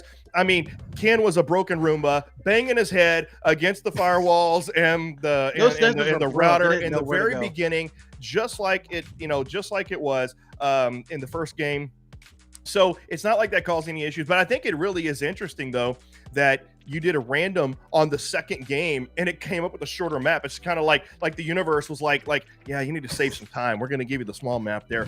But anyway, so let's real quick before we talk about Jerry's strategy, Ken, let's talk about it. It looked like you absolutely had the same strategy in both games. Looked like you were trying for Jerry's sloppy ride or Greg's wild ride at the firewall hopping strategy at both didn't work out for you, and you pivoted. Tell us about your strategy and how you and just kind of how that worked out for you. I mean, that was the main strategy. When we had the game hiccups, I briefly thought about let me go physical, but I figured Jerry was going to change his strategy and think that I was going to change mine or something like that. It ended up we both didn't change strategies, so it sucked. I figured Jerry was gonna, that was a strategy. Greg's number one, because I didn't want Greg to get me in Discord and be like, "Hey, you didn't use it." So I did it partially for that. You got bullied by Greg. Wow. I did. It just happens. It's a good strategy if the defender isn't on their P's and Q's like Jerry is. I did also kind of give myself a Hail Mary, the spear phishing. So I built that up early on just in case. I knew probably about 25 whenever I went for the second set of hackers. So you didn't know the second time or whatever. Huh? you didn't know this, and you had no Oh. way of knowing this. But Oh man, what did I have? What did I have? Damn it. when you got that Hail Mary, on that remote user, Jerry did not have a VPN installed, which means that Oh. remote user could have been in any zone. Now we don't know what zone it was in, and it kind of moves around. But had you start doing host scanning from that pivot, it's quite possible you could have found a control device. Man, and I told you, dude, and I totally ignored it because I was like, whatever, he's got that stuff hardened. I'm not, I'm not going to keep that thing long. Yeah, you dang it. potentially had Yeah. something there. You potentially had Dang it. something. You just didn't know what you had. Yeah. So, Jerry, talk about your strategy Yeah. So you other know, than rebooting your browser. yeah. Yeah, well, no, yeah. What a great strategy, wasn't that? Yeah. Yeah. Like, come on, Oh, Jerry. this doesn't feel like it's My going my browser way. doesn't work, right? Yeah. Control F5. Yeah. No, no. So the strategy was basically I wanted to basically, to me, there's a couple fundamental strategies that a raid team can use. So I wanted to buff up minor defenses against each of those strategies. So I did, the network segmentation, the video cameras, and then the security the two-factor authentication. And I'm thinking, okay, like at least now I've got a base against the main attack vectors. And then I started hardening the firewalls, thinking, okay, if he's gonna get in, right? Like I can try to stop it as much as I can, but it's not if, it's when, right? Like that's so burned out in our industry. So I was like, okay, let me protect all the firewalls and at least compartmentalize them, and then start shaking up the OT. I don't know if you guys saw this, and Ken, I don't know if you noticed it, but like as you were compromising my IT infrastructure, I was letting it go, 1, 2, even 3 turns long at some points before I activated IR, just to continue to basically put a bunch of walls up while this side of the house is on fire. I'm like carpentry over here, like still building the barn while it's on fire. So it definitely worked out. Ken put up a great fight. That server firewall, man, it was like I just want to yeet it out the window. Like it must be like a juniper or something like that. It was that. Very that was his interesting. broken Roomba strategy. Doink, doink, doink, doink. It was, Yeah, yeah. it was we're- very interesting to well, see you, Jerry, where you were not putting up EDR or anything on your critical server infrastructure. So, like your SIM, you didn't put any EDR or anything like that right until the end. What made you hold off putting off that stuff? So I did put EDR on. So the zone of end users I ignored completely. Like at the end, I was just putting it on there just to have something to do. And then the IT infrastructure zone, I actually thought about this, or was having a conversation. Like basically, when the SIM gets compromised, you lose all EDR visibility. So if the SIM has EDR on it and it gets compromised, how can it notify you that it's compromised, right? So to me, there's with all due respect to the game developers, there's no value in putting the EDR on the SIM because it will never work, right? So I was hardening around the network devices. To be honest with you, 50 turns, I believe, is very difficult to get a P&L win. P&L win. So in my mind, I'm thinking, okay, Ken's only option is an HMI victory. So I need to harden this thing, basically put up multiple walls on his way and then set up detections in the areas that would traverse to the HMI. So the IT infrastructure, while it is valuable, I made a decision if it got halfway through the yellow, I would pivot and start, I'd be like, okay, he's definitely trying to get this P&L win. I've got to clean up this assets now. But I basically told corporate, guys, just chill out. Take a long weekend, go hit some golf balls. I got this. And then, Go to a cabaret. Yeah. So you have a really good point there, Jerry, in that the EDR would be useless on a sim, and that was a bit of a commentator mistake that we were making, in that the EDR would not be useful on the sim. So the way that you would detect sim compromises is just to periodically threat hunt that thing. Well, just to and I make did sure. that actually. Yeah, I saw that. Yeah, I did threat hunting, and another really banger value that I didn't realize. I did threat hunting exclusively so I could look at that sim because I didn't see any compromised assets for a long time. Turn 25, 30, and I'm like, holy shit, Ken might. Oh, sorry. I'm like, what good does a beep do now? I said Ken might be on something, and that's how he's getting to the server firewall because he's got that eerie silence, right? Yeah, that eerie so silence. I worked all the way up. It's very expensive, very time consuming to get threat hunting. But the benefit that I had no idea about is when you're in IR, you have so many limited options to do, and it feels like you're wasting your resources, but you can threat hunt all over the place while you're turning IR down. So to me, that's like, my main tenet is like resource utilization to the max. So I love that. I'm all about threat hunting now. Hey, see, you know what? Hey, look, there's a perfect use case right there. You had someone set in his ways on the way that things are supposed to be done and didn't find usefulness of certain things. And we've heard Jerry change his mind twice in 2 days. Yesterday or the day before, I think it was yesterday. He didn't think password attacks were that useful on the red team side. And ever since he discovered Greg's Wild Ride, he has now found a new love for password attacks. And now we're hearing him talk about his new love for threat hunting. So Jerry's becoming a purple teamer. Hey, listen. Okay, hey, listen, let me tell you, and everybody should hear this, and everybody should know this, right? Like, no one's going to know everything in this industry. So you got to be humble. You got to stay hungry. You got to listen to other people. If the only voice you're hearing is your own, you're not learning anything new. Echo. So, any final thoughts there, Ken, on, things you would have done different? I mean, I really hope you stick around and play the league in 2023. We're getting the rules and kind of the logistics finalized. There's gonna be a lot of different logistics because instead of having a tournament where we all know each other and it's an honor system, we're gonna have some new logistics and stuff like that, just to let everybody know. And we will publish that soon. As soon as we have those out, it's gonna be on. You could follow everything and get information on esports.threatgen.com. However, getting back to Ken, I hope you stick around. But, number one, are you going to stick around? Huh? Are you? Well, I mean, there's still, since Jerry won, I've still got to wait to see Simon in a boy band outfit from the 90s. So I have to, right? I've got the outfit down here, Ken. These were things we were talking about in the green room, by the way, everybody. So we had some green room chat. So I apparently owe Jerry tacos. a fake metallic $1 million bill from Amazon. That I owe Jerry one of those now, and so we have to have in-sync Simon over there. As soon as there is a trophy for this tournament, and I'm going to have it proudly displayed. Yeah, there's a plaque. Now that you won, there's a plaque. Oh, come on! Like Eric now. There is now. Eric would replace that backpack in the back with this thing. Trust me. Yeah. Hey, in all fairness, Eric, you knew there was as a sponsor, you knew there was a plaque that was going to be purchased. By the way, there's also challenge coins being produced that anyone who's ever played in an online match at ThreatGEN will get the red versus blue challenge coins. In fact, not you, Simon. I'm just kidding. So, Jerry, I mean, so throughout your experience here, going back to Ken, is there any tactics you would do differently? What would you do differently knowing what you know now? Well, number one, the asset, the laptop I had compromised, I would have seen where that went. The other thing I think is after we had the hiccups in the first one, I would have actually pivoted my strategy to just go all in physical to try to get in there on the HMIs. So I think that would have been the change I would have made. Yeah, I think we were even saying that. We were like, go physical now, go physical. Yeah. I didn't get your text though, man. Your text got blocked. I didn't get that when you it's a bummer. Jerry hacked my phone. Jerry, what about you, man? So I mean, you've had a wild ride. No pun to Greg there, but you've had a wild ride from start to finish. You've got a chance to play blue and red, and you've learned some new techniques. You've learned some on both sides.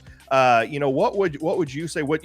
If you had to do this all over again, would you do anything different? Would you, or do you feel like that you're pretty satisfied with your gameplay? I mean, yes, you won, but I mean, would you do anything different? Yeah, no, I'm satisfied with my gameplay, obviously, but I think, explore, like actually, I played a bunch to prepare and stuff like that, but I feel like I was playing the same strategy and just trying to like tweak the strategy around resource use and the order in which I was doing certain things, like do I do policies and procedures first, or do I try to get the EDR deployed and then, but really should step back and do things like threat hunting. Like I've never done pen testing in this game, but it would be interesting to explore those features and then really try to feel out what the value is. So, I guess that's what I would recommend and what I will do when I have to inevitably defend my crown to the horde that will be coming for it.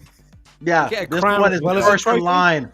This one's first in line. Hey, it's not my fault we got drawn on the opposite ends of the bracket and I never saw you. Never saw you. Hey, I'm so Clint. just real quick, somebody was asking from chat, how do they apply for a match? Yeah. Somebody wants.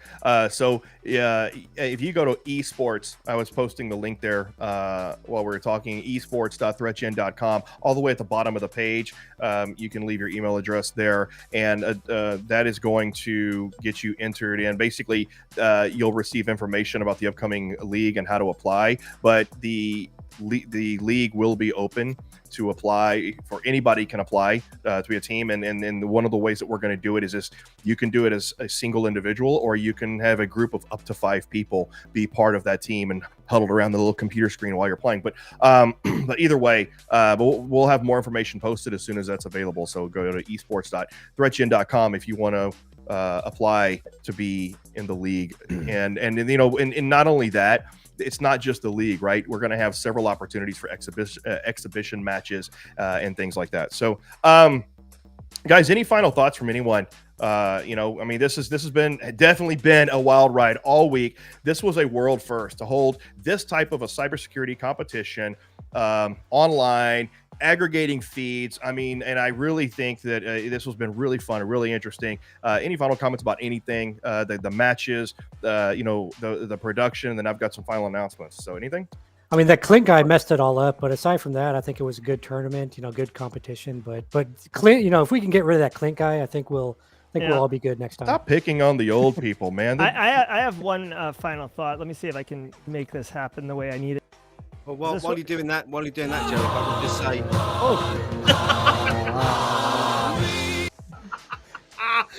if I can. I'm just say sorry. Jerry's feed just completely dropped. What? God. As soon as he started playing Queen, he just copyright issue. That's exactly what happened. He got dropped due to a copyright violation.